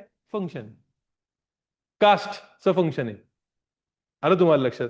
राईट. गावमध्ये जेवढे स्ट्रक्चर्स आहेत, विलेजमध्ये, तुमच्या सोसायटीमध्ये जेवढे स्ट्रक्चर, मॅरेज एक स्ट्रक्चर आहे, फॅमिली एक स्ट्रक्चर आहे, कास्ट एक स्ट्रक्चर आहे, इकॉनॉमी एक स्ट्रक्चर आहे, त्या सगळ्या स्ट्रक्चरचं काय असणार आहे? फंक्शन. आलं तुम्हाला लक्षात? एवढं सिंपल याचं फंड आहे, राईट. आणि हे स्ट्रक्चरल फंक्शनलिझम ह्यांनी कुठं वापरलं? फील्ड. गाव अभ्यास करायला यांनी कुठला पर्स्पेक्टिव्ह बघितला? Structural functional. पण हे जर स्ट्रक्चरल फंक्शनलिझम ह्यांनी चेंज केलं, म्हणून तुम्ही कीवर्ड लिहायचं असेल, तुम्ही काय लिहू शकता? Dynamic structural functionalism. काय लिहू शकता तुम्ही? Dynamic structural functionalism. कारण की त्यांनी सोशल चेंज पण एक्सप्लेन केलेला आहे. स्ट्रक्चरल फंक्शनलिझमचं क्रिटिसिझम काय असतं? You cannot explain the social change. पण यांनी सोशल चेंज पण एक्सप्लेन केलेलं आहे त्यामध्ये. आणि सोशल चेंज एक्सप्लेन करायला काय वापरलंय त्यांनी? संस्कृतायझेशन. सोशल चेंज एक्सप्लेन करायला काय वापरलंय? Westernisation, modernisation. आलं तुम्हाला लक्षात? म्हणून त्याचं स्ट्रक्चरल फंक्शनलिझम कुठलं आहे? Dynamic structural functionalism, right. हे बघा त्यांनी काय केलंय? To understand Indian society, social institutions, caste, village, kinships, social change, right? How these structures, right? How these structures contribute, म्हणजे कसं त्यांचं फंक्शन आहे for the maintenance and adaptation of society. आलं तुम्हाला लक्षात? Right. According to Yogendra Singh Srinivas, indigenize structural functionalism by applying it to Indian realities. Right. बघा, structural functionalism हे कोणाची मूळ मूळ संकल्पना कोणाची आहे? मूळ संकल्पना Radcliffe Brown, Malinowski, Talcott Parson. हे तिघ महत्वाचे ते जे अभ्यास करणारे लोक आहेत, स्ट्रक्चरल फंक्शनिझम वापरणारे लोक आहेत. रॅडक्लिफ ब्राऊन कसं माहिती आहे आपल्याला, कारण की भारतात पण आलेला आहे आणि एम एन श्रीनिवासचा तो गुरु आहे. मॅलिनॉस्की कसं माहिती आहे आपल्याला, प्रतीक मॅलिनॉस्की, ट्रोब्रायन आयलँड्स चा अभ्यास केलेला आहे, आदिवासींचा अभ्यास केलाय त्यांनी. आणि he is also the founder of, और ज्यांनी पॉप्युलर केलं कसलं, पार्टिसिपेंट ऑब्झर्वेशन. आलं तुम्हाला लक्षात. आणि टॅलकॉट पार्सन तर कालच आपण बघितलं, सिस्टम थिअरी. बरोबर आहे का नाही, Talcott Parson, very good Prachi, right. तर कोर अझम्पशन काय स्ट्रक्चरल फंक्शनिझमचं, society is a system of interconnected structure, just like the body. सोसायटीला बॉडी सारखं बघतायत, बॉडीमध्ये काय आहेत माझे वेगवेगळे ऑर्गन्स आहेत जे इंटरकनेक्टेड आहेत. Heart is interconnected to say for example lungs, lungs is interconnected to liver, liver is interconnected with pancreas, pancreas is interconnected with kidneys. आलं तुम्हाला लक्षात, राईट. इंटेस्टाईनला इंटरकनेक्टेड आहेत, स्टमकला इंटरकनेक्टेड, आणि सगळ्यांचे काय आहेत, फंक्शन आहेत, आणि ते सगळे त्यांचे फंक्शन करतात, म्हणून सिस्टम कशी चाललेली आहे, स्मूथ. तसंच सोसायटीमध्ये हे सगळे काय असणार आहेत, वेगवेगळे स्ट्रक्चर्स. आलं तुम्हाला लक्षात, राईट. म्हणून सोसायटी कशी चालणार आहे, स्टेबल, कंटिन्युटी, इंटिग्रेशन होणार आहे, राईट. तर श्रीनिवासचं कॉन्ट्रीब्युशन काय आहे, की बघा त्यांनी काय केलं, या फ्रेमवर्कला कुठं त्यांनी अप्लाय केलं, जसे बॉडीमध्ये हे सगळे ऑर्गन्स आहेत, स्ट्रक्चर्स आहेत, तसं सोसायटीमधले कुठले ऑर्गन स्ट्रक्चर आहे तो म्हणतोय, caste, village, religion, social mobility, social change. आलं का तुम्हाला लक्षात, कळतंय का, राईट. बघा आता स्ट्रक्चरल फंक्शनलिझम मध्ये त्यांनी, श्रीनिवासच्या स्ट्रक्चरल फंक्शनलिझम मध्ये काय काय, emphasis on empirical field work. His famous study, पहिली स्टडी कुठली होती त्याची, religion and society among the Coorgs of South India, ही पहिली स्टडी होती त्याची. ही स्टडी त्यांनी केली आणि मग तो कुठं गेला, नाही नाही, मग तो कुठं गेला, मग इंग्लंडला गेला तो. मग इंग्लंडला तिकडं रॅडक्लिफ ब्राऊन भेटला. मग हे तर जे अभ्यास केलं होतं त्यांनी, इथं जे ऑब्झर्व केलं होतं ते ऑब्झर्वेशन त्यांनी कुठल्या प्रमाणे लावले, स्ट्रक्चरल फंक्शनिझम प्रमाणे लावले ते तिकडं. आलं तुम्हाला लक्षात. आणि मग इकडे येऊन भारतात येऊन त्यांनी दुसरा अभ्यास पण केला तो. आलं का तुम्हाला लक्षात, क्लिअर आहे का. मग तो जो दुसरा अभ्यास आहे that is remembered village, right. So हे असं आहे बघा, विलेज. आता बघा आपण बघितलं होतं गुरेचा कुठला व्ह्यू होता, मॅक्रो व्ह्यू. हा कसा करतोय, एक गाव जाऊन अभ्यास करतोय, म्हणजे मायक्रो व्ह्यू. हा काय म्हणतोय, जे गावात खरं आहे, जे एक सेल मध्ये खरं आहे, ते पूर्ण बॉडीमध्ये खरं आहे. म्हणजे गाव जरी अभ्यास केला तरी तुम्हाला काय कळते, पूर्ण बॉडी कळणार, पूर्ण समाज कळणार. म्हणून हा काय अभ्यास करतोय, हे बघा, village as the unit of analysis. तुम्ही जर विलेज अभ्यास केला तर तुम्हाला काय कळेल, इंडियन सोसायटी कळेल. हे तुम्हाला लिहिता आलं पाहिजे. आलं तुम्हाला लक्षात, राईट. तर मग ह्याच्याकडनं ह्याच्यामुळं भारतामध्ये काय पॉप्युलर झालं, सिलेबसच आहे आपला,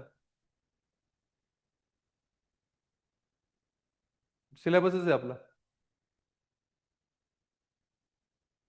काय आहे, the idea of Indian village and village studies. कोणामुळे पॉप्युलर झालं, एम एन श्रीनिवास. तुम्ही एक गाव अभ्यास केला की तुम्हाला काय कळेल, पूर्ण इंडियन सोसायटी कळेल. ह्याला विरोध कोण करणार, ह्याला दोन मुख्य लोक विरोध करणार. गोरे म्हणाले येडा वेडा झाला का, काय वाच, टेक्स्ट वाच. आलं तुला लक्षात. आणि दुसरा कोण विरोध करणार याला, सांगा बरं मला, दुसरा कोण विरोध करणार याला, ए आर देसाई, जो की गुरेचा शिष्य आहे. कारण की ए आर देसाई कुठली विचारधारा मानतो, मार्क्सिझम. मार्क्सिस्ट कसं असतात, मॅक्रो व्ह्यू, मॅक्रो व्ह्यू. आलं तुम्हाला, गाव व्यू अभ्यास न करू, मी तुला मॅक्रो सांगतो काय होणार आहे. हॅव अँड हॅव नॉट मध्ये क्लास स्ट्रगल चाललेलं आहे, गावात काय जातो. आलं तुला लक्षात, कळते, समजते, राईट. असा हा विषय आहे, राईट. तर हे तुम्हाला इथे दिसतंय. मग ह्याच्यामुळे सगळ्यांनी गाव अभ्यास करणं चालू केलं. हे सगळे सगळ्यात फेमस लोक आहेत ज्यांनी गाव अभ्यास केलेली आहेत, राईट. हे बघा, डायनॅमिक कास्ट, डायनॅमिक आहे. कसं डायनॅमिक आहे caste, Sanskritization, dominant caste, westernization. Sanskritization मध्ये त्यांनी सांगितलं, संस्कृतायझेशन म्हणजे काय असतं Sanskritization, lower caste follows the upper caste. Copy करतात. का कॉपी करतात लोअर कास्ट अपर कास्टचं, सो दॅट लोअर कास्टला काय भेटेल, सोशल मोबिलिटी. अप्पर कास्टमध्ये एक्सेप्टेबिलिटी भेटेल त्यांना, त्याला काय म्हणतात संस्कृतायझेशन. आलं तुम्हाला बघा, म्हणजे कुठली तरी लोअर कास्ट काय करेल, व्हेजिटेरियन. टी टोटलिझम, टी टोटलिझम म्हणजे काय, दारू बंद करून टाकणार, दारू पिणं बंद करून टाकणार. अजून काय करणार, ब्राह्मनिकल रिच्युअल्स. मोबिलिटी भेटली, वेस्टर्नायझेशन. राईट, वेस्टर्नायझेशन म्हणजे काय, ब्रिटिशचे हावभाव आपण कॉपी करणार. हॉटेलमध्ये गेलं की चमचा फोक हे खाणार. बरोबर आहे का नाही, म्हणजे लगेच आपल्याला एक्सेप्ट केलं पाहिजे, हे हाय एथिकेटवाले लोक आहेत. आलं तुम्हाला लक्षात. तर इथं लिहिलेलं आहे डॉमिनंट कास्ट. बघितलं आपण कन्सेप्ट काय आहे, डॉमिनंट कास्टचे वैशिष्ट्य काय आहेत ते बघितले इथं बघा. कोण कोण डॉमिनंट कास्ट आहेत ते बघा इकडं, लिंगायत लिहिलेलं आहे. बरोबर. तर हे जी खासियत काय आहे, unlike classical functionalist who focused mainly on stability, Srinivas incorporated change. That is why हे ज्या स्ट्रक्चरल फंक्शनलिझम तुम्ही काय म्हणणार, काय म्हणणार तुम्ही, it is dynamic structural functionalism. Very good Ashwini, खूप चांगला अभ्यास आहे बाळा तुझा. किती पडते यावेळेस प्रिलिम्सला, किती आहेत अश्विनी? मेन्स लिहिणार का नाही? आहे 100% चान्स आहे यावेळेस, मेन्स आहे. Very good, I am happy. अभ्यास करा आता सिन्सिअरली, पुण्याला या. Focus on social integration. ह्यांनी पण सोशल इंटिग्रेशन केलेलंच आहे. कशावरनं दिसतंय हे, म्हणजे गुरेचा शिष्य या. राईट. तर या सगळ्या गोष्टी आपण लिहू शकतो याच्याबद्दल. स्ट्रक्चर स्ट्रेंथ काय काय आहे, empirical, dynamic understanding, indigenous concept दिले, अंडरस्टँडिंग ऑफ रूरल इंडिया दिला. बरोबर आहे. आता बघा क्रिटिझम काय, ओव्हर एम्फोसिस ऑन कन्सेन्सस. म्हणजे हा ह्याचा पण व्ह्यू कसा आहे, ब्राह्मनिकल व्ह्यू आहे. ब्राह्मणवादींना हा जस्टिफाय करतोय. बरोबर आहे. निग्लेक्ट ऑफ इकॉनॉमिक फॅक्टर्स म्हणणार. Right. Limited attention to Dalit perspective. Village centric bias. तुम्ही फक्त एक गाव अभ्यास केला की समाज कळत नाही तुम्हाला. कांचायलया, कुठलं पुस्तक घ्यायचं कांचायलयाचं? कांचायलयाचं कुठलं आहे पुस्तक? येस. कुठलं आहे, कुठलं आहे कांचायलया? Very good Rutuja. Buffalo, buffalo nationalism. बरोबर आहे का नाही? तर हे लिहिता आलं पाहिजे क्रिटिसिझम वगैरे मध्ये. आणि मग झालं तुमचा विषय. हे खूपच सोपा प्रश्न होता. मग आता काय लिहिणार याच्यामध्ये बघा, Srinivas provided the empirical foundation, structural functionalism bridge the tradition and modernity by showing how caste, village and structures adopt to social change while maintaining social continuity. काय हे नाही ब्रिज बनवलेला आहे, कारण की घुरे कसं पास्ट बद्दल बोलत होता, आणि आज समाजात काय चाललंय त्या दोघांचं ब्रिज कोणी बनवलेलं आहे, एम एन श्रीनिवास, एम्पेरिकल अभ्यास करून. आलं तुम्हाला लक्षात? चला पुढं. Examine the role of planning in achieving objective in social. आता बघा प्लॅनिंग सोडणार नाही एमपीएससी वाली, पण सिलेबस मध्ये पण आहे प्लॅनिंग. कुठे दिसते प्लॅनिंग बघा बरं, सांगा बरं मला. प्लॅनिंग कुठे दिसते का बघा? सोशलची ideas of developmental planning and mixed economy. Direct सिलेबसच्या पॉईंटवरनं काय बनवलं त्यांनी प्रश्न, कारण की हा एमपीएससीचा फेवरेट टॉपिक आहे प्लॅनिंग. बरोबर. बघा examine the role of planning in achieving the objective of social justice and change. मग आता काय लिहिणार तुम्ही, डिरेक्टिव्ह प्रिन्सिपल्स लिहू शकता तुम्ही. बरोबर आहे. Meaning of what is social justice वगैरे लिहिलं इथं, जॉन रॉल्स. राईट. इक्वॅलिटी म्हणजे काय, मग अँद्रे बेते दिलेलं इथं. रोल ऑफ प्लॅनिंग, मग प्लॅनिंगचं सगळ्यात मोठं काम काय होतं, इकॉनॉमिक इनइक्वॅलिटीज कमी करणं. मग ते प्लॅनिंग मध्ये झालं ना सगळं हे, land reforms, poverty alleviation, redistribution. Right. हे सगळं तुम्ही लिहिलंय. मग त्यामधले स्कीम्स लिहिले आपण इकडं. बरोबर आहे.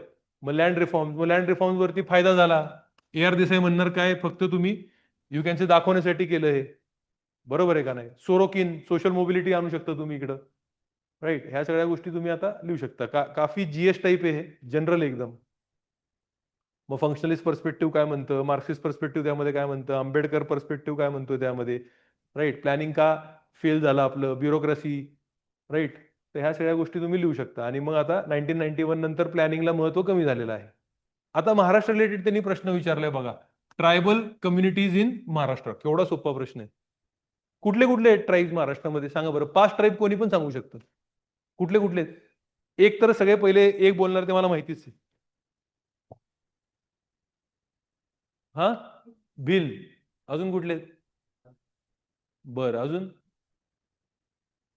भिल्स, बरोबर आहे. कोळी, गोंड, बरोबर आहे. काटकरी, बरोबर आहे. पण एक सगळ्यात फेमस कोणच बोलत नाहीये, वारली ट्राईब.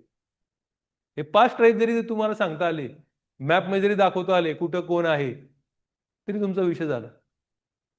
कोळी आहे, बरोबर आहे. वारली आहे, बरोबर आहे. माडिया गोंड आहे, बरोबर आहे.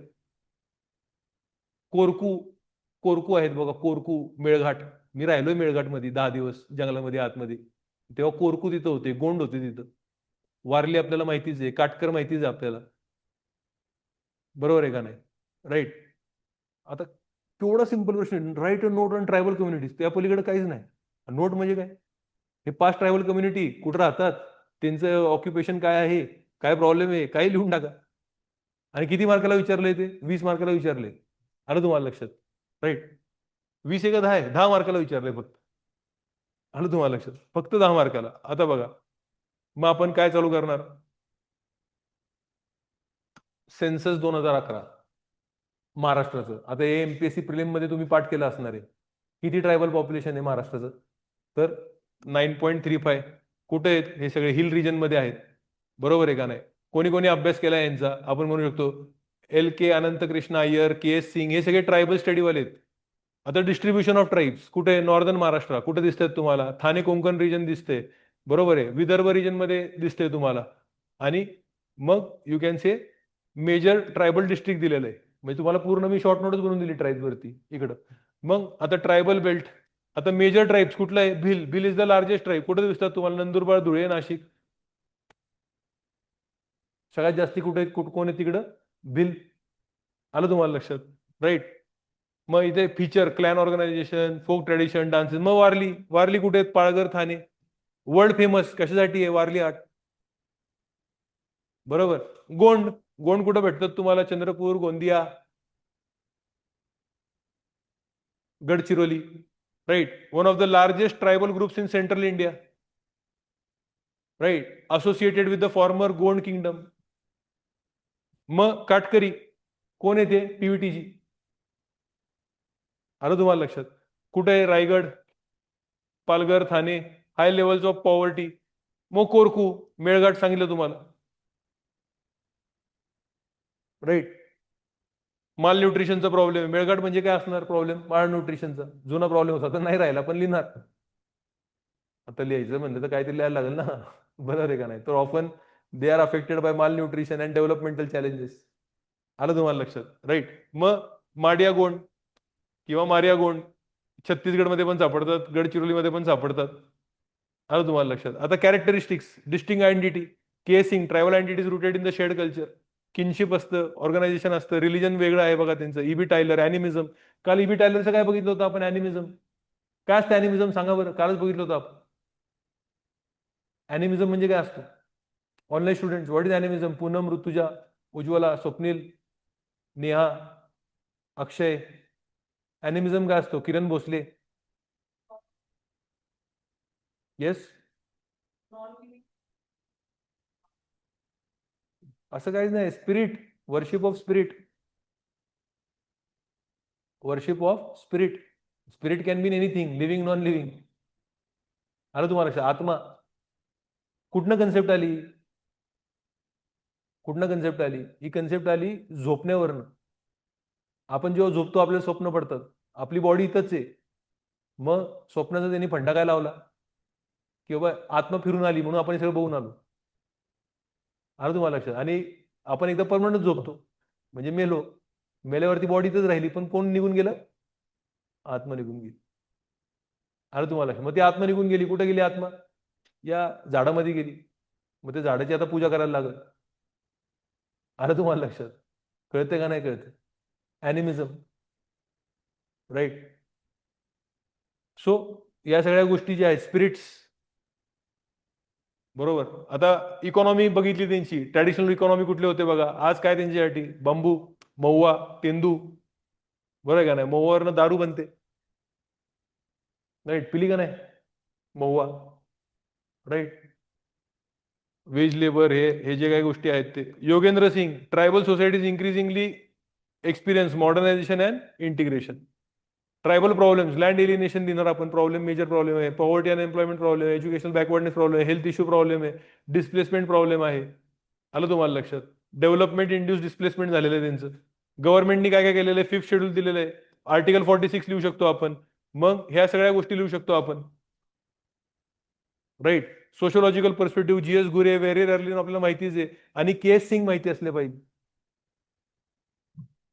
आणि अजून कोण होतं ट्रायबलसाठी तुम्हाला सांगितलं होतं कंपल्सरी? वर्जिनियस खाका. झालं तुमचं उत्तर. ट्राईबचे नोट्सच झाले तुमचे, महाराष्ट्राचे ट्राईब्स. आलं तुम्हाला लक्षात? आता what is modernisation of Indian tradition? ह्याच्यापेक्षा सिंपल प्रश्न येऊ शकत नाही का? हे पूर्ण पुस्तकच आहे. कोणाचं पुस्तक आहे? योगेंद्र सिंग.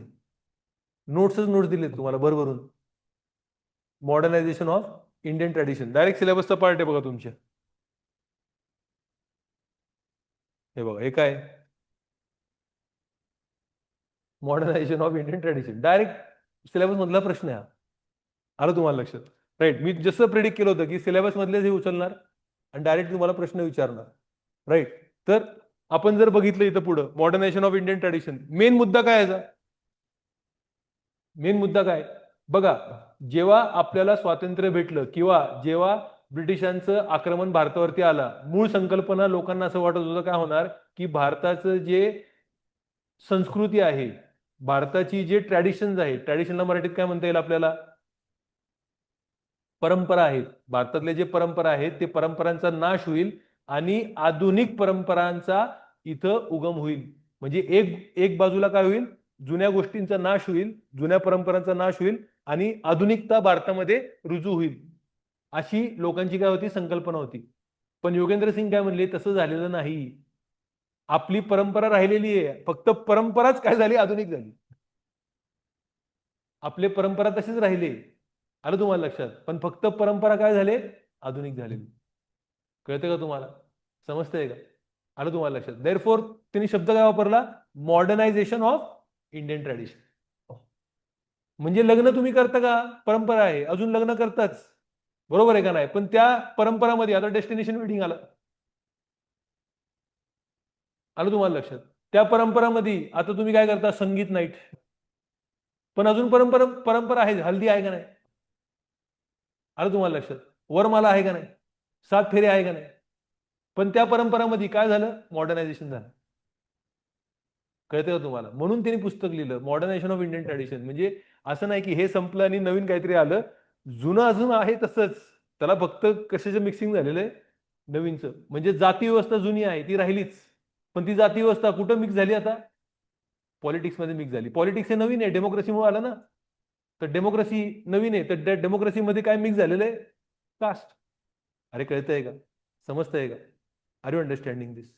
राईट. स्वप्नील होळकर काय म्हणतोय, ई पूजा. हो बरोबर आहे बाळा, ई पूजा म्हणजे देवाचीच पूजा का दुसरी पूजा ते माहित नाही. म्हणजे पूजा पहिले गर्लफ्रेंड होती, पण आता ई पूजा करतो तो, कारण की एमपीएससी करतो ना. तर पूजाला फक्त इंटरनेटद्वारे भेटतो तो. बरोबर आहे का नाही? काय Swapnil? So modernisation refers to the process through which traditional societies transformation towards modern. बरोबर आहे. मॉडर्नचं कॅरेक्टरिस्टिक काय ते लिहिलं पाहिजे आपण. राईट. बघा, तो ऑनलाईन दर्शनला भेटतो हा. ऑनलाईन दर्शन म्हणतोय. बरोबर आहे. राईट. रॅशनॅलिटी, सायंटिफिक टेम्पर, हे सगळे मॉडर्नचे व्हॅल्यूज आहे. कालच आपण बघितलं हे सगळ्या गोष्टी. राईट. मॉडर्न म्हणजे काय आपण बघितलं. आता योगेंद्र सिंगचं मेन लिहायचं ना, बघा. मूळ हे Indian society did not abandon tradition. म्हणजे आपण परंपराला कम्प्लिटली सोडून दिलेलं नाही. परंपरा आणि आधुनिकता ह्याचं काय झालेलं आहे, मिश्रण झालेलं आहे. आणि म्हणून आपले काय झाले, परंपरा आधुनिक झाले. बरोबर आहे का ना? एक्झाम्पल बघा, caste did not disappear, joint family did not vanish, religion did not completely go away. जरी नवीन, आता बघा काय नवीन आणलं त्यांनी, शिक्षण नवीन आणलं. जरी त्यांनी नवीन शिक्षण आणलं, बरोबर आहे का नाही, तर तरी काय झालेलं आहे, आपलं वेस्टर्नायझेशन झालं. नवीन शिक्षण आपण घेतलं, पण आपलं जे मूळ शिक्षण होतं, बरोबर आहे, त्याला आपण सोडलेलं नाही. राईट. ह्याच्यामध्ये पण बघा काय केलं आपण, सोशल रिफॉर्म करायला बघितलं. राईट. बट तरी पण सोशल रिफॉर्म आपण काय केलंय, आपला कुठल्याही या बघा राजा राममोहन रॉय असतील, ईश्वरचंद्र विद्यासागर असतील, ज्योतिबा फुले असतील, बरोबर आहे काय, यांनी कधी सांगितलं का की तुम्ही तुमचा हिंदू धर्म सोडून द्या? नाही सांगितलं. आलं तुम्हाला लक्षात? राईट. तर या सगळ्या तुम्ही अशा इथं गप्पा गोष्टी लिहू शकताय. एक लक्षात ठेवा, मिडल क्लास आला की बीबी मिश्रा आलाच पाहिजे. मिडल क्लास, कारण की आपल्या सिलेबसमध्ये यावर्षी विचारलेला आहे प्रश्न बीबी मिश्रा मिडल क्लासवरती. राईट. तर तुम्ही हे सगळं लिहू शकताय. राईट. आता बघा, मॉडर्नायझेशन हा झाला की आपला प्रश्न. What are the qualitative changes in rural structure through rural development programme? तर रुरल डेव्हलपमेंट प्रोग्राम वरती प्रश्न विचारलेला आहे. राईट. तर रुरल डेव्हलपमेंट वरती आपला तो इथं राहिलेलं आहे उत्तर. मी तुम्हाला हे करून देतो, मी तुम्हाला आन्सर काढून देतो मी तुम्हाला. राईट. रुरल डेव्हलपमेंट वरती. पण परत तेच आहे, तुम्ही जे एमपीएससी मध्ये अभ्यास केला असणार आहे तेच आहे. What are the responsible factors for educational inequality between men and women? Right. तर आता लिहू शकता तुम्ही. बघा इथं तुम्हाला काय कोड करायला लागेल, फिमेल लिटरसी किती आहे, लेटेस्ट मेल लिटरसी किती आहे. मग आता काय काय पॅट्रिआर्की लिहायला लागेल तुम्हाला. पॅट्रिआर्की आली की तुम्ही सगळे तुम्हाला थिंकर जे दिलेत नोट्समध्ये, सिल्विया वॅल्बी तुम्हाला लिहायला लागेल. मग जेंडर सोशलायझेशन ॲन ओकली लिहायला लागेल तुम्हाला. राईट. काल पण आपण ॲन ओकली शिकलो होतो, बरोबर. मग अमर्त्य सेन लिहायला लागतील. अमर्त्य सेन आलं की लगेच मिसिंग वुमन. राईट. या सगळ्या गोष्टी लिहायला लागतील. मग अर्ली मॅरेज, डोमेस्टिक रिस्पॉन्सिबिलिटीज लिहायला लागतील तुम्हाला. Right. Sexual division of labour काल आपण अभ्यास केलो होतो, कास्ट बद्दल लिहायला लागेल. राईट. युडिस रिपोर्ट दिलेला आहे इथं तुम्हाला, तर तो तुम्हाला लिहायला लागेल. सेफ्टी कन्सर्न लिहायला लागेल, इन्फ्रास्ट्रक्चर लिहायला लागेल. बघा हिडन करिक्युलम लिहायला लागेल तुम्हाला. हिडन करिक्युलम कोणी दिलेलं आहे तुम्हाला आत्ताच बघितलं होतं आपण, बोवेल्स अँड गिंटिस. या सगळ्या गोष्टी तुम्हाला इथं लिहायला लागतील. राईट. हे बघा कॉन्फ्लिक्ट पर्स्पेक्टिव्ह, बॉवेल्स अँड गिंटिस. गव्हर्नमेंट काय करते ते सगळं पण इथं दिलेलं तुम्हाला चांगल्या प्रकारे आहे. राईट. आता सच्चर कमिटीवरती प्रश्न विचारलाय, मुस्लिम का हा प्रश्न विचारलाय. तुम्ही जर बघितलं इथं डायरेक्टली आपल्याला सिलेबस मधला पॉइंट आहे. राईट. हे बघा, प्रॉब्लेम्स ऑफ रिलीजियस मायनॉरिटीज. ते प्रॉब्लेम अभ्यास करण्यासाठी कुठली समिती बसवलेली होती? सच्चर समिती बसवली होती. मग त्याच्यावरती डायरेक्टली तुम्हाला इथं हा पॉइंट भेटतोय. राईट. सच्चर कमिटी. मग सच्चर कमिटीवरती बघा, famous observation, many Muslims are comparable or worse than that of backward groups. बरोबर आहे. मग काय दिलंय, प्री मॅट्रिक स्कॉलरशिप द्यायची का त्यांना, ह्या सगळ्या गोष्टी तुम्ही बघून घ्या एकदा. हे सगळं जीएस टाईपच आहे की त्यांना काय स्कॉलरशिप द्यायची, काय त्यांची सिच्युएशन आहे, हे सगळं तुम्हाला इथं दिलेलं आहे. एज्युकेशन वरती मेजरली फोकस करा, इथं तुम्हाला डिटेलमध्ये दिलेलं आहे. राईट. आता बघा, हा पण प्रश्न विचारलाय, what is child labour? Child labour as a social problem in India. मग चाइल्ड लेबर आलं की लगेच आपण आयएलओ डेफिनेशन बघितलेली आहे. चाइल्ड लेबर म्हणजे काय, आपण आपल्या कॉन्स्टिट्यूशन मध्ये आर्टिकल 24 लिहिलेला आहे, आर्टिकल 21A लिहिलेला आहे, right to education. Are you understanding? आणि डीपीएसपी 39E आणि एफ लिहिलेले आहेत. Why child labour is a social problem? Because it is a violation of the child right. UNICEF लिहिलेलं आहे, इकॉनॉमिक डेप्रिव्हिएशन लिहिलेलं आहे आपण तिथं.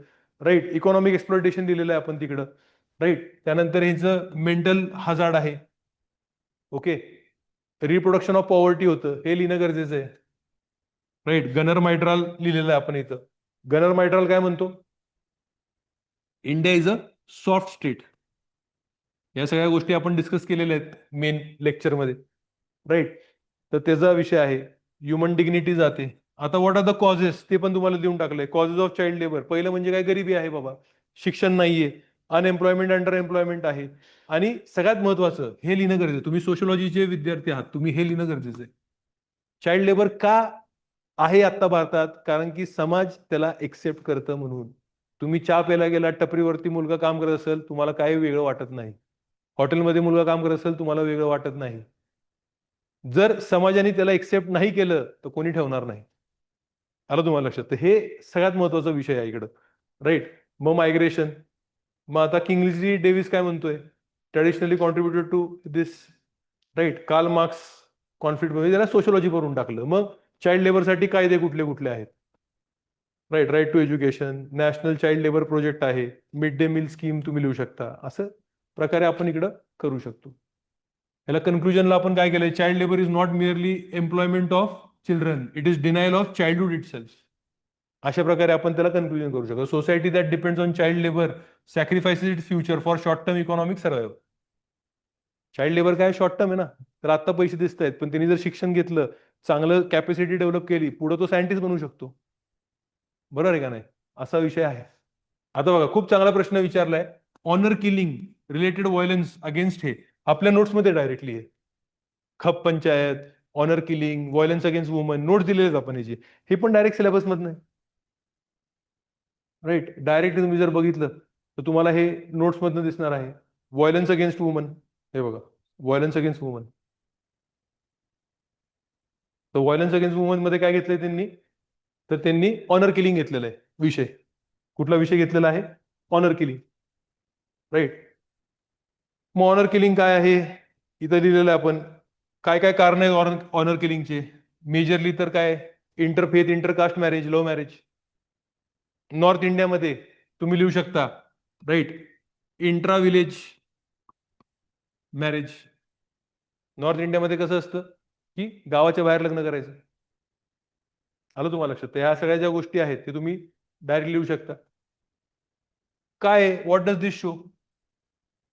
Control over woman's sexuality. Patriarchal society आहे, हे लिहिणं गरजेचं आहे. So honour killing is a tool for patriarchal control. बरोबर आहे का नाही? का तुम्ही तुमच्या आई वडिलांच्या, म्हणजे मेजरली तुमच्या वडिलांच्या, राईट, किंवा जे पुरुष आहेत, जेव्हा खप पंचायत आहे त्याच्या विरोधात जाऊन तुम्ही लग्न करताय, म्हणजे तुम्ही कोणाचं ऐकत नाहीये. पॅट्रियार्कीला तुम्ही पॅट्रियार्कीचा जो डॉमिनन्स आहे त्याला तुम्ही चॅलेंज केलेलं आहे. बरोबर आहे का नाही? So it is a tool for patriarchal control, हे लिहिणं गरजेचं आहे. आलं तुम्हाला लक्षात?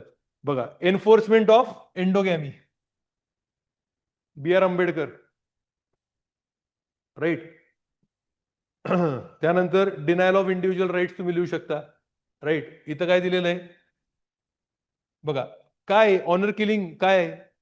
ऑनर किलिंग तुम्ही अजून एक काय लिहू शकता, सोशिओलॉजिकली कसं अनालाइज करू शकता. काल जे मी तुम्हाला शिकवलं, it is a it is a fight between two societies, one modern society and other is traditional society. Modern society talks about individualism and traditional society talks about collectivism. So it is a fight between collectivism versus individualism. आलं तुम्हाला लक्षात? हे तुम्ही दाखवणं गरजेचं आहे as a sociology student. Right.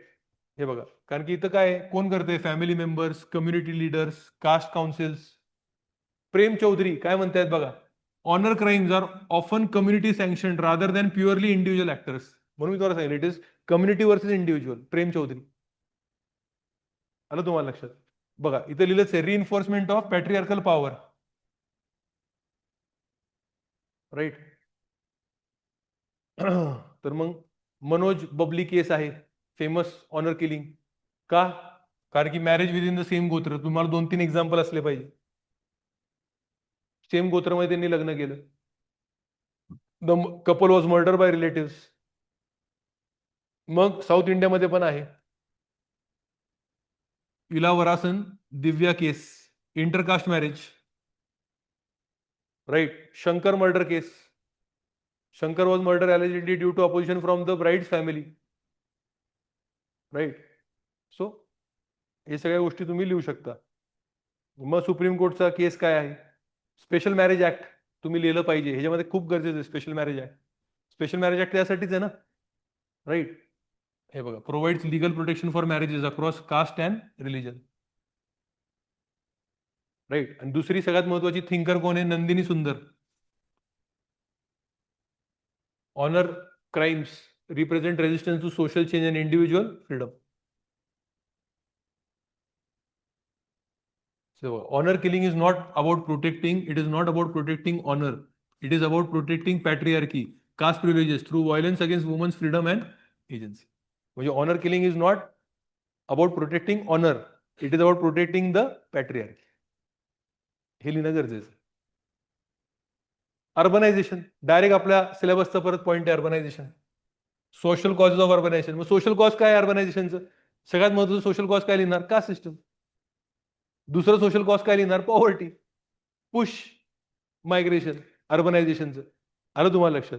Right. अजून social cause काय लिहिणार, education act as a social mobility. Education कुठं भेटणार आहे तुम्हाला, अर्बन एरियाज. आलं तुम्हाला लक्षात? तर असे सगळे तुम्ही ह्याच्यामध्ये देऊ शकताय. अर्बनायझेशन म्हणजे काय, आणि अर्बनायझेशन आलं की तुम्हाला एक माणसाचं कंपल्सरी लिहायला लागणार आहे नाव. लुईस विर्थ, हे बघा ऑक्युपेशनल मोबिलिटी भेटते तुम्हाला, एज्युकेशनसाठी तुम्ही जाता, राईट. सोरोकिन तर लिहिलंच लागेल तुम्हाला नाव, राईट. पण सगळ्यात महत्वाचं हा आहे लुईस विर्थ. आज अर्बनायझेशनचं मुख्य कारण काय आहे?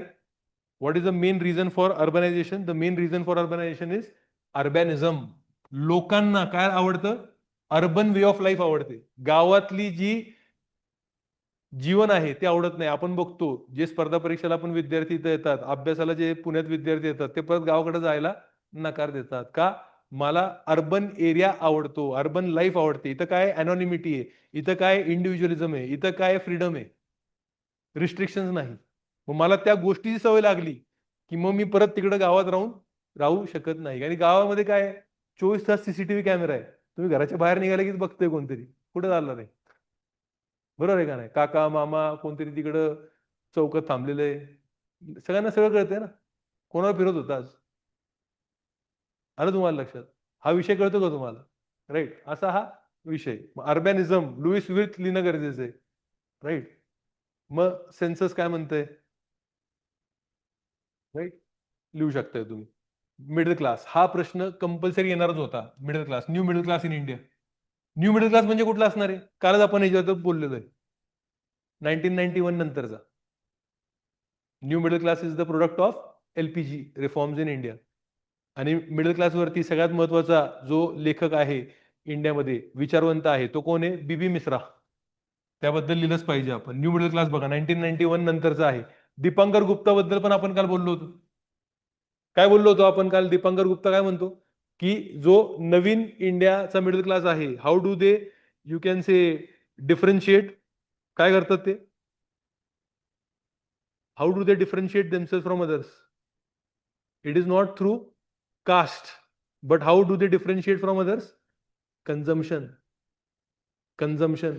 कोण काय कन्झ्युम करतंय, कोण कुठल्या गाडीत येतंय, कोण कुठला फोन वापरतोय, कोण कुठले कपडे ब्रँडचे घालतोय, त्यावरनं काय होणार आहे? त्यावरनं आपली दोस्ती होणार. कास्टवरनं दोस्ती होणार नाही आता. आलं तुम्हाला लक्षात? माझ्या हातात आयफोन आहे, तुम्ही लगेच म्हणणार ओके स्टँडर्ड पोरगा आहे. आलं तुम्हाला लक्षात? बरोबर आहे का नाही? माझ्या हातात मोटोरोला आहे, मजा नाही आली. काय अक्षय? राईट. सो असा विषय येतो. बीबी मिश्रा. सो बघा कोण आहे न्यू मिडल क्लास? हा सगळा आयटी, कॉर्पोरेट, मॅनेजर, हे सगळे लोक आहेत. Product of LPG. Product of LPG. ह्यांना काय भेटलेलं आहे? हे बघा, ग्लोबलाइज्ड आहे हा. ह्यांना सगळ्यांना, हे सगळे कोण आहेत? तर इतर तुम्हाला सोरोकिन लिहायला लागेल. They are all the products of social mobility. आणि कशामुळे ते सोशल मोबिलिटी त्यांना भेटलेली आहे? शिक्षण. व्हर्टिकल सोशल मोबिलिटी भेटलेली. मी जरी दलित असेल, मला रिझर्वेशन असेल, रिझर्वेशनमुळे मी आयआयटी आयएम मध्ये गेलो, मला मोबिलिटी भेटली, पॅकेज भारी भेटणार. आलं तुम्हाला लक्षात? कळतंय, समजतंय, राईट. तर ऑक्युपेशनल डायव्हर्सिफिकेशन आहे. बघा काय कन्झ्युमरिझम. सगळ्यात महत्वाचं काय आहे? न्यू मिडल क्लासची वैशिष्ट्ये काय आहेत? कन्झ्युमरिझम. हे तुम्हाला आता काय विचारणार बघा. आता मिडल क्लास तुम्हाला न्यू मिडल क्लास विचारला, आता तुमच्या परीक्षेला काय विचारू शकतात तुम्हाला की इंडियातला पोस्ट इंडिपेंडन्स मिडल क्लास. मग तो पोस्ट इंडिपेंडन्स मिडल क्लास जो आहे तो कधीपासूनचा आहे? 1947 ते 1991 मधला मिडल क्लास आहे. तो मिडल क्लास कसा होता? तो मिडल क्लास आदर्शवादी होता, आयडियल मिडल क्लास होता. तो मिडल क्लास कसा होता? तो मिडल क्लास गांधीयन व्हॅल्यूजवरचा मिडल क्लास होता, सिंपल मिडल क्लास होता. तो मिडल क्लास कसा होता? तो मिडल क्लास सोशलिस्ट व्हॅल्यूज मध्ये बिलीव्ह करणारा मिडल क्लास होता. आलं तुम्हाला लक्षात? म्हणजे सिंपल लिव्हिंग हाय थिंकिंग वाला होता. तो मिडल क्लास कसा होता? आदर्शासाठी जगणारा मिडल क्लास होता. त्या मिडल क्लासचं मेजर अचिव्हमेंट काय आहे? त्या मिडल क्लासचं मेजर अचिव्हमेंट आहे की त्या गव्हर्नमेंटच्या रॉंगच्या बद्दल तो काय करणारा होता? तो आवाज उठवणारा होता. म्हणजे एक्झाम्पल तुम्ही काय लिहू शकता? JP movement. जेपी मुवमेंट मध्ये पार्टिसिपेट करणारा मिडल क्लास होता. आलं तुम्हाला लक्षात? पण योगेंद्र सिंग म्हणणार हा मिडल क्लास कसा होता? They were the harbingers of modernity in India. म्हणजे ते मॉडर्न व्हॅल्यूजला अपनावणारा होता. Because they believed in democracy, they believed in equality, they believed in, you can say, the modern values, democratic values. आलं तुम्हाला लक्षात? बरं आता नवीन मिडल क्लास कसं आहे? नवीन मिडल क्लासचे व्हॅल्यूज कमी आहेत. त्याला जास्ती कशामध्ये इंटरेस्ट आहे? मटेरियलिझम. म्हणून तर काय शब्द वापरलेला आहे? कन्झ्युमरिझम. कळतं का तुम्हाला? Yes or no? Right. Everybody in the class. Anushka, are you with me? Right. Arnav आहे का बाळा? मोनिका एडके आहे का? प्राची, प्राजक्ता, ऋतुजा, सृष्टी, स्वप्नील, उज्ज्वला.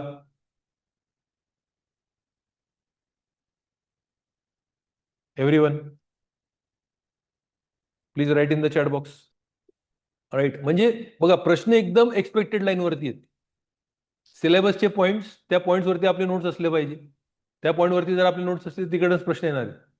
म्हणजे जेवढं प्रिलिम्स अनप्रिडिक्टेबल आहे, मेन्स तेवढं आपल्याला प्रिडिक्टेबल दिसतंय का इथं? दिसतंय का? आलं तुम्हाला लक्षात? राईट. कुठलाही असा प्रश्न अनप्रिडिक्टेबल नाही की हा कुठून आला प्रश्न. आलं तुम्हाला लक्षात? कळतंय, समजतंय. राईट. आता त्यांनी अर्बनायझेशन विचारला ना, आपण GS1 मध्ये पण बघा, लक्षात घ्या, अर्बनायझेशन हा GS1 मधला पण भाग होता. तर पुढच्या वेळेस तुम्हाला काय विचारू शकतात? महाराष्ट्राचं अर्बनायझेशन विचारू शकतात. आलं तुम्हाला लक्षात? थिंकर सेम राहतील. एक्झाम्पल तुम्ही वेगळे टाकू शकता तिकडं, कारण की महाराष्ट्र रिलेटेड 2-3 प्रश्न विचारणारच. आलं तुम्हाला लक्षात? राईट. तर हा एक महत्वाचा आपला विषय असू शकतो, लक्षात घ्या. कळतंय का? समजतंय का? राईट.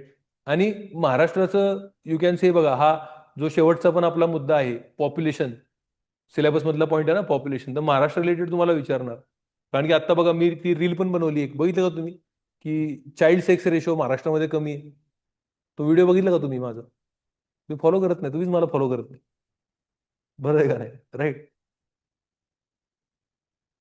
टाकलं ना आपण त्या इंस्टाग्रामवरती आणि युट्यूबवरती, की धक्कादायक जी बातमी आलेली आहे बाहेर, की चाइल्ड सेक्स रेशो महाराष्ट्रामध्ये कमी आहे, आणि तो चाइल्ड सेक्स रेशो शहरांमध्ये ग्रामीण भागापेक्षा कमी आहे. मग त्यावरती प्रश्न येणार बघा तुम्हाला. बरोबर आहे का नाही? व्हिडिओ बघत जावा बाळांनो माझी, त्यामधनच प्रश्न येणार. राईट. कन्झ्युमरिझम, लीला फर्नांडिस बघा, काय पाहिजे त्याला? न्यू मिडल क्लासला. न्यू मिडल क्लास म्हणजे तुम्ही सगळे आहेत. तुम्हाला काय पाहिजे? Smartphone, branded, shopping mall, private vehicle, lifestyle. बरोबर आहे का नाही? तुम्ही ग्लोबल सगळं फॉलो करता. Right. Anthony Giddens, globalisation transform everyday social life, लिहू शकता तुम्ही. तुम्हाला काय, कशावरती फोकस आहे तुमचा न्यू मिडल क्लास? इंडिव्हिज्युअलिझम, व्यक्तिवाद. तुम्हाला समाजाशी काय घेणं देणं नाही, आई वडिलांशी काय घेणं देणं नाही. बरोबर आहे का नाही? मी माझं काम.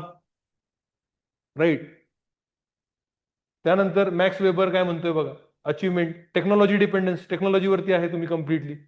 ऍस्पिरेशनल लाईफस्टाईल, तुम्हाला काय पाहिजे? आपलं घर असं असलं पाहिजे, आपल्याला इंटरनॅशनल ट्रॅव्हल करायचं, quality education, career. Right. Dipankar Gupta काय म्हणतोय बघा, aspirations often become the central to middle class entity. Nuclear family पाहिजे. न्यूक्लिअर फॅमिली का पाहिजे तुम्हाला? इंडिव्हिज्युअलिझम. न्यूक्लिअर फॅमिली का पाहिजे तुम्हाला? प्रायव्हसी.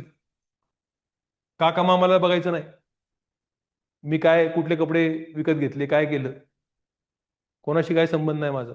आलं तुम्हाला लक्षात? राईट. पॉलिटिकल आणि सोशल इन्फ्लुएन्स, हा जो सगळा विषय आहे तो. राईट. दीपांकर गुप्ता, हे बघा किती जबरदस्त म्हणलंय बघा दीपक, हे असंच अशी ओळ द्यायची. दीपांकर गुप्ता काय जबरदस्त म्हणलेलं आहे. Indian middle class often defines it self through consumption rather than civic responsibility. त्याला काय घेणं देणं नाही सिव्हिक रेस्पॉन्सिबिलिटी. मी म्हणून सांगितलं, तुमचा जो ओल्ड मिडल क्लास होता तो कसा होता? सिव्हिक रेस्पॉन्सिबिलिटी वाला होता. ह्याला फक्त काय पाहिजे? कन्झम्पशन. आलं तुम्हाला लक्षात? ते कॉक्रोच पार्टी, किती लोक आले त्या दिवशी जंतर मंतरला? 375. किती त्याला लाईक्स होते? हा, 2 कोटीच्या वरती. आणि लोक किती आले? 375. आलं तुम्हाला लक्षात? राईट. त्यातले 100 लोक त्याचे मित्र असतील. म्हणजे खरं बघितलं तर 100 लोक आले, 100-200. आलं तुम्हाला लक्षात? राईट. हे बघा कसलं भारी म्हणतोय दीपांकर गुप्ता. दीपांकर गुप्ता काय म्हणतोय? The new middle class is more visible as consumer than citizen. अशी ओळ आली पाहिजे तर तुम्हाला मार्क आहेत. Right. Leela Fernandes, right, market. हा पण जबरदस्त आहे. पवन वर्मा, लय जबरदस्त आहे, विचारवंत आहे हा, लय खतरनाक आहे. पवन वर्मा काय म्हणतो बघा, social force, aspiration and material advancement. Right. Positive पण आहे बघा, सोशल मोबिलिटी, मॉडर्नायझेशन, हे सगळं. क्रिटिसिझम काय? फक्त कन्झ्युमरिझम. सोशली इनसेन्सिटिव्ह, त्याला काही घेणं देणंच नाही. अजूनपर्यंत कास्ट त्यांनी सोडली नाही न्यू मिडल क्लासने. अजूनपर्यंत लग्न कुठं करतोय तो? आपल्याच कास्टमध्ये. तुमच्यामधलं किती जण असे आहेत की जे आउट ऑफ कास्ट लग्न करणार आहेत? हातवरती करावं. कोणाचीच हिंमत होत नाही. ऑनर किलिंग अभ्यास केला ना सर? बरोबर आहे का नाही? राईट. दम नाहीये, दम. राईट. Growing economic inequality. तर असा हा विषय आहे. तर कन्क्लुजन बघा किती मस्त लिहिलेलं आहे. The new middle class is both the product and the carrier of globalization. म्हणजे कुठं लिहिणार तुम्ही त्याला? कनेक्ट करणार ग्लोबलायझेशनला. It is a product and carrier of globalization. Symbolizes economic opportunity, social mobility, while simultaneously reflecting contradictions of consumerism and inequality. पुढचं तर जबरदस्त प्रश्न विचारला एमपीएससीने डायरेक्ट आपल्या नोट्स मधनं. बरोबर आहे का नाही? आपले नोट्स त्यांच्यापर्यंत पोहोचले बहुतेक. राईट. काय विचारला प्रश्न? फिक्टिव्ह किनशिप. काय प्रश्न विचारला? फिक्टिव्ह किन. डायरेक्ट आपल्या नोट्स मधनं. खूप कमी लोकांना सोडवता आला असं. फिक्टिव्ह किन काय? फिक्टिव्ह किन काय कन्सेप्ट असतो? फिक्टिव्ह किन. येस. कोण सांगेल मला फिक्टिव्ह किन? कोणाला माहितीये? ज्यांनी ज्यांनी बॅच केलेली आहे. Srushti, Rutuja. Yes, very good Rutuja. जे तुमचे रिलेशन आहेत, जे तुमचे रिलेशन आहेत, right, which are not your real relatives, which are not your real relatives, not blood, not by marriage. Fictive kin ही अर्बन कन्सेप्ट आहे, मेजरली अर्बन कन्सेप्ट आहे. रुरलमध्ये पण असते, पण अर्बन कन्सेप्ट आहे. अर्बन मध्ये काय आहे की तुम्ही सगळे तुमच्या नातेवाईकपेक्षा लांब राहता. मग तुमचे रिलेटिव्ह कोण बनून जातं?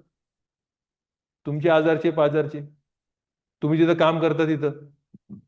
बरोबर आहे का नाही? तुम्हाला उद्या काय समजा, येस, नेबर्स, व्हेरी गुड सृष्टी. राईट. समजा यू कॅन से काय तुम्हाला प्रॉब्लेम झाला, अडी अडचणी आले, तर कोण मदत करायला येणार तुम्हाला सगळ्यात पहिले? शेजारचे पाजारचे. मग शेजारचे पाजारचे मध्ये तुम्ही काय करता? राईट. रक्षाबंधनला मानलेला भाई आहे तुमचा. बरोबर आहे का नाही? आता त्याची व्हॅलिडिटी कितपर्यंत आहे माहित नाही. राईट. बट हा विषय असतो. क्लिअर आहे का नाही? तर हे फिक्टिव्ह किनची कन्सेप्ट आहे. LK महापात्रा वगैरे सगळ्यांनी दिलेली आहे. पण फिक्टिव्ह किनची लिमिटेशन पण आहे की जेव्हा तुमच्या घरी मेजर कुठला इव्हेंट येतो, म्हणजे फॉर एक्झाम्पल लग्न आलं किंवा बारसं आलं किंवा तुमच्या घरी असं काय मेजर कुठला इव्हेंट आला, राईट, तर काय होतं त्यावेळेस? फिक्टिव्ह किनची जागा रिअल किन घेतो परत. बरोबर आहे. आता समजा लग्न आलं, लग्नामध्ये तुम्हाला कन्यादान करायचं आहे, तर तुमचेच पेरेंट येणार ना. लग्नामध्ये ते मामाचं आपलं महत्वाचं काम असतंय. बरोबर आहे का नाही? तर मामाच येणार तुमचा, खरा खरा मामाच येणार. अरे कळतंय का? समजतंय का नाही कळत? राईट. असा हा विषय कळत आहे. fictive kin refers to the social relationship that are treated as kinship, that they are not based on blood, consanguinity or marriage affinity. Non biological relationship. Social recognition आहे त्याला. आलं तुम्हाला लक्षात? बघा, a family friend being address uncle aunty. तुमच्या वडिलांचे काय कोणी मित्र असेल त्याला तुम्ही काय म्हणता? अंकल. आणि त्या अंकलची जी आंटी असते त्याला आंटी. बरोबर आहे का नाही? राईट. तर हे काय आहे? Fictive kin. हे कशावरती डिपेंडेंट आहे? Emotional bond. कशावरती आहे? Emotional bond. राईट. त्यांचं फंक्शन कशासारखं आहे? तुमच्या फॅमिली सारखं आहे. म्हणून त्याला तुम्ही काय म्हणलेलं आहे? फिक्टिव्ह किन. आलं तुम्हाला लक्षात? कळतंय का? राईट. तर असं तुम्ही हे लिहू शकता. याच्यामुळं हे होतंय. राईट. आता मग US मध्ये आता इथे तर GS2 आहे, इंडियामध्ये तुम्ही लिहिणार LK महापात्रा, मुंबई, चॉल, हे सगळं तुम्ही लिहिलं पाहिजे. बट समजा पेपर 1 मध्ये जरी आलं तुम्ही लिहू शकता. अमेरिकामध्ये काय आहे? गॉड पेरेंटहुड म्हणून कन्सेप्ट असते तिकडं. बाकीच्या कंट्रीमध्ये पण अशी कन्सेप्ट आहे, लॅटिन अमेरिका वगैरे मध्ये. इंडियामध्ये बघा रक्षाबंधन होतंय, शाळेमध्ये होतं बघा गुरु शिष्य. राईट. गावामध्ये पण होतंय. राईट. LK महापात्र आहे. राईट. तर या सगळ्या गोष्टी फिक्टिव्ह किनमुळं या सगळ्या गोष्टी होत आहेत. बरोबर आहे. आता बघा सिटिझनशिप प्रश्न येणारच होता. आणि सिटिझनशिप आलं की एक जणाचं नाव तुम्हाला कंपल्सरी लिहायला लागणार, 2-3 जणांचं नाव लिहायला लागणार. एक पहिला कोणी सगळ्यात महत्वाचा? सिटिझनशिप, ज्याशिवाय तुम्ही पुढे जाऊ शकत नाही. TH Marshall. हे कंपल्सरी आहे, कंपल्सरी. TH मार्शल एनसीईआरटी मध्ये नाव आहे. TH Marshall. Very good Rutuja. Right. दुसरं कोणाचं नाव लिहायला लागणार? करंट कंटेक्स्ट मध्ये सिटिझनशिप. राईट. तर सास्किया सासेनचं नाव लिहायलाच लागणार तुम्हाला. सिटिझनशिप आलं की. राईट. तर हे सिटिझनशिप काय असतं, सिटिझनशिप हे त्या सगळ्या गोष्टी सोपं आहे. रॉबर्ट डाल. राईट. खूप स्ट्रेट फॉरवर्ड नोट्स मधला डायरेक्टली प्रश्न आहे, काहीच याच्यामध्ये हे नाहीये. राईट. रजनी कोठारी वगैरे तुम्ही लिहू शकता. आता बघा पॉप्युलेशनचा प्रश्न आलेला आहे. Analyse the migration process as a factor influencing the population composition and distribution. तर या पॉप्युलेशनच्या टॉपिक मधनं आलेला आहे. तर तसं मी तुम्हाला सांगतोय पुढचा प्रश्न काय येऊ शकतो पुढच्या वेळेस. तर प्रश्न येऊ शकतो तुम्हाला रिगार्डिंग महाराष्ट्राचं चाइल्ड सेक्स रेशो किंवा सेक्स रेशोचा जो प्रॉब्लेम आहे तो. राईट. त्यावर तुम्हाला प्रश्न येऊ शकतो. राईट. तर मग इथं तुम्ही डायरेक्टली मायग्रेशन, पुश फॅक्टर, पुल फॅक्टर या सगळ्या गोष्टी इथं लिहू शकता. फुटलूज लेबर लिहू शकता. राईट. त्यानंतर जॉबलेस ग्रोथ लिहू शकता. हे बघा Everett's Lee's push pull theory. Push factor कुठले असतात? पॉवर्टी, म्हणजे जे गावाकडनं तुम्हाला ढकलतात बाहेर, हे सगळे. आणि पुल फॅक्टर्स कुठले आहेत? हे सगळे आहेत. अर्बनायझेशन मध्ये पण तुम्ही हेच लिहू शकता. राईट. मग आता महाराष्ट्र रिलेटेड प्रश्न विचारलाय, ह्याला पण तुम्ही खूप चांगल्यारीत्या हँडल करू शकला असता. आता हा माझ्या नोट्समध्ये नाहीये, स्पष्ट सांगतो, पण याला पण तुम्ही हँडल करू शकला असता. काय विचारलं यांनी? सिलिंग, लँड सिलिंग बद्दल विचारलं. आणि आपल्याला लँड सिलिंग बद्दल इन जनरल माहिती असतं, बरोबर आहे का नाही? राईट. तर लँड सिलिंग बद्दल काय माहिती असतं आपल्याला? की लँड रिफॉर्म एक प्रकारचा, आणि तो कुठंच सक्सेसफुल झाला नाहीये. का सक्सेसफुल झाला नाही? Family as a unit. मग आपण आपल्या नोट्समध्ये लिहिलेलं आहे की फॅमिली काय झालेले आहेत. मग आता पहिली जॉईंट फॅमिली होती, तर सगळ्या लोकांनी काय करून टाकलं? न्यूक्लिअर फॅमिली दाखवली. आमची काय जॉईंट फॅमिली नाही, हे वेगळे आहेत, हे वेगळे आहेत. आलं तुम्हाला लक्षात? म्हणून काय होणार? ती लँड आपल्या फॅमिलीमध्येच राहणार. हे सगळ्या गोष्टी तुम्ही इथं लिहू शकताय. बघा fixation of the land ceiling, काय त्याचं प्रिन्सिपल होतं? Acquisition of surplus land, redistribution of the land. बघा family unit basis, restriction on the land transfer, protection of the tenants, या सगळ्या गोष्टी आहेत इथं. तर तुम्ही इथं नोट्स प्रमाणे वाचून आरामात लिहू शकताय. लिगल लूपहोल्स असणार याच्यामध्ये, म्हणून त्याचं इम्प्लिमेंटेशन व्यवस्थित झालं नाही. राईट. असा हा विषय आहे. DN धनगरे हे महत्वाचे महाराष्ट्रातले सोशलॉजिस्ट आहेत. त्यांचं आपण इथं लिहिलेलं आहे. मग elite concept, political elite in pre independence आणि पोस्ट इंडिपेंडन्स इंडिया. खूप चांगला प्रश्न त्यांनी विचारलेला आहे. प्री इंडिपेंडन्स कोण असणार? ब्रिटिश असणार. प्री इंडिपेंडन्स कोण असणार? शिक्षित असणार. गांधीजी विंदीजी सगळे इलिटच आहेत, बरोबर आहे का नाही? प्रिन्सली स्टेट्स वाले लीड असणार. पोस्ट इंडिपेंडन्स कोण लीड झालेलं आहे? राईट. जो प्रोफेशनल क्लास आहे.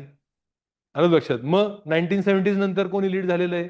Dominant caste. ग्रीन रेव्होल्युशनचा ज्याला फायदा झाला, लँड रिफॉर्मचा ज्याला फायदा झाला, मराठा इलीड झाला. मराठा बघा शिक्षित आहे. मराठा आज काय आहे? आपल्या इथं पुण्यामध्ये बघा most of the educational institute कोणी चालू केलेले? पाटील बिटील सगळे कोण आहेत? कराड, मराठाच. तो इलीड झाला. आणि 1991 नंतर नवीन इलीड आलेला आहे. आलं तुम्हाला लक्षात? कळतंय? राईट. तर कन्सेप्ट ऑफ इलीट. राईट. हे सगळं तुम्ही लिहू शकता. आपल्या नोट्समध्ये पण दिलेलं आहे सगळं. ओके. पुढे आपण जर गेलो तर चिपको आणि अपिको मुवमेंट स्पेसिफिक विचारलं एकदम. चिपको कुठे आहे? राईट. तर नॉर्थ इंडियामध्ये. अपिको कुठे आहे? कर्नाटकामध्ये. त्याच्याबद्दल स्पेसिफिक विचारलेलं आहे. राईट. अपिको दिसतं तुम्हाला? चिपको उत्तराखंड, चमोली डिस्ट्रिक्ट. कंपॅरिझन दाखवली इकडे बघा दोघांच्या मध्ये. राईट. आणि मग डिफरन्सेस, सिमिलॅरिटीज बघा दाखवलेली सगळी. आणि मग डिफरन्सेस पण दाखवलेले आहेत, काय डिफरन्स आहे. ओके.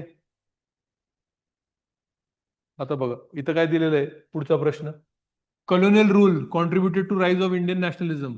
हे कोणाच्या ह्याच्याने बघणार? AR देसाईचं मेजर आहे पर्स्पेक्टिव्ह हा. राईट. AR देसाईचा हा मेजर पर्स्पेक्टिव्ह आहे. तर political unification of India, Dipan Chandra काय म्हणतायत? मॉडर्न एज्युकेशनमुळे झालं. AR देसाई. तर AR देसाईचा मेजर हा फंड आहे. मग त्यामुळे तुम्ही बाकीचे पण थिंकर्स वगैरे लिहू शकता. RC दत्त वगैरे ह्या सगळ्या ज्या गोष्टी आहेत त्या तुम्ही इथं लिहू शकता. बेनेडिक्ट अँडरसन हा नॅशनलिझम वरती मेजर बोलतो. आपल्या नोट्समध्ये आहे यांच्याबद्दल, तुम्ही याचं लिहू शकता. राईट. तर आहे. Explain agitation carried out by farmers organization and their success. कधी होणार फार्मर ऑर्गनायझेशन? आपण बघितलेलं आहे आफ्टर ग्रीन रेव्होल्युशन. मग फार्मर ऑर्गनायझेशन मध्ये दोन सगळ्यात मोठे फार्मर ऑर्गनायझेशन जे फेमस झालेले आहेत ते कुठले झालेले आहेत नॉर्थमध्ये?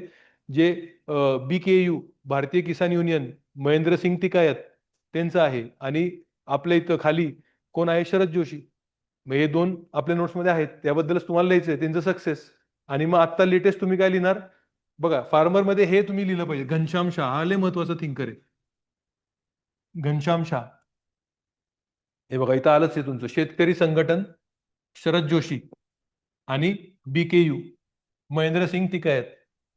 राईट. बाकीचे तुम्ही लिहिले तर ठीक आहे. आणि आत्ता तिसरं काय लिहिलं पाहिजे? हे farmers protest again farm laws, आता जे कोविडच्या वेळी झालं होतं ते. राईट. आता इथं बघा त्यांनी काय लिहिलेलं आहे? फार्मर्स ऑर्गनायझेशन लिहिलेलं आहे. मग तुम्ही काय लिहू शकता? There is a difference between farmers and peasants. जर पेझंट विचारलं असतं, म्हणून मी जाणून बुजून इथं लिहिलेलं आहे, तर तुम्ही काय लिहिलं असतं? तेलंगणा पेझंट आहे हा. तेबागा हा काय आहे? आपण पेझंट आहे, लक्षात घ्या. पेझंट आणि फार्मर मध्ये फरक असतो. आलं तुम्हाला? म्हणून प्रश्न वाचून व्यवस्थित लिहा. राईट. रजनी कोठारी, त्यामध्ये तुम्ही बघा काय म्हणू शकताय आता. राईट. आणि आताचे जे मुद्दे आहेत ते पण इथं लिहिलेले आहेत बघा. महाराष्ट्रामध्ये आता पण मुद्दा चाललाय ना. राईट. हे पण इथं लिहिलेलं आहे. आणि हा जो प्रश्न आहे, displacement cause by development, direct syllabus मधला पॉईंट आहे, डायरेक्ट सिलेबस. आता हा तुम्हाला महाराष्ट्र रिलेटेड प्रश्न येऊ शकतो. आणि डिस्प्लेसमेंट आलं की तुम्हाला हा थिंकर वापरायचाच आहे, वॉल्टर फर्नांडिस. कंपल्सरी आहे, वॉल्टर फर्नांडिस. राईट. मग बघा, मग इंडियामधले मेजर कुठले आहेत? Sardar Sarovar, Hirakud, Tehri dam, coal mining projects. Right. आता हा महाराष्ट्र रिलेटेड तुम्हाला विचारू शकतात की कुठं कुठं झालं डिस्प्लेसमेंट. राईट. तर वॉल्टर फर्नांडिस, वर्जिनियस खाका. कारण की सगळ्यात जास्त डिस्प्लेसमेंट कोणाचं होतं? ट्रायबल्सचं होतं. म्हणून वर्जिनियस खाका बोलणारच याच्यामध्ये. राईट. कल्चरल डिस्प्लेसमेंट झालं याच्यामध्ये. राईट. तर सरदार सरोवर हा पण एक महत्वाचा आहे. मायकल सर्निया. राईट. त्यांनी पण अभ्यास केलेला आहे त्याचा. नंदिनी सुंदर पण आहेच. राईट. आता ट्रायबलचे कुठले कुठले प्रोटेस्ट झालेले होते ते बघा. मग आता हे जुने सगळे दिलेले आहेत, संथाल हिस्ट्री दिलेली आहे बरीच, कोल बिल हे सगळं दिलेलं आहे, हे सगळं ताना बघत. आलं तुम्हाला लक्षात? तर तसा हा सिंपल प्रश्न आहे एकदम. आणि शेवटी जर आपण बघितलं तर लास्ट जो प्रश्न आहे आपल्याला तो हा प्रश्न आहे. Second last, sorry. State the causes of neonatal mortality and suggest preventive measures for it. Right. तर निओनेटल मॉर्टॅलिटीचा काय विषय आहे तो इथं दिलेला आहे. राईट. आणि मग शेवटचा जो प्रश्न आहे तो याच्यामध्ये आपल्याला त्याचं दिलेलं आहे. शेवटचा कुठला प्रश्न आहे त्यामध्ये?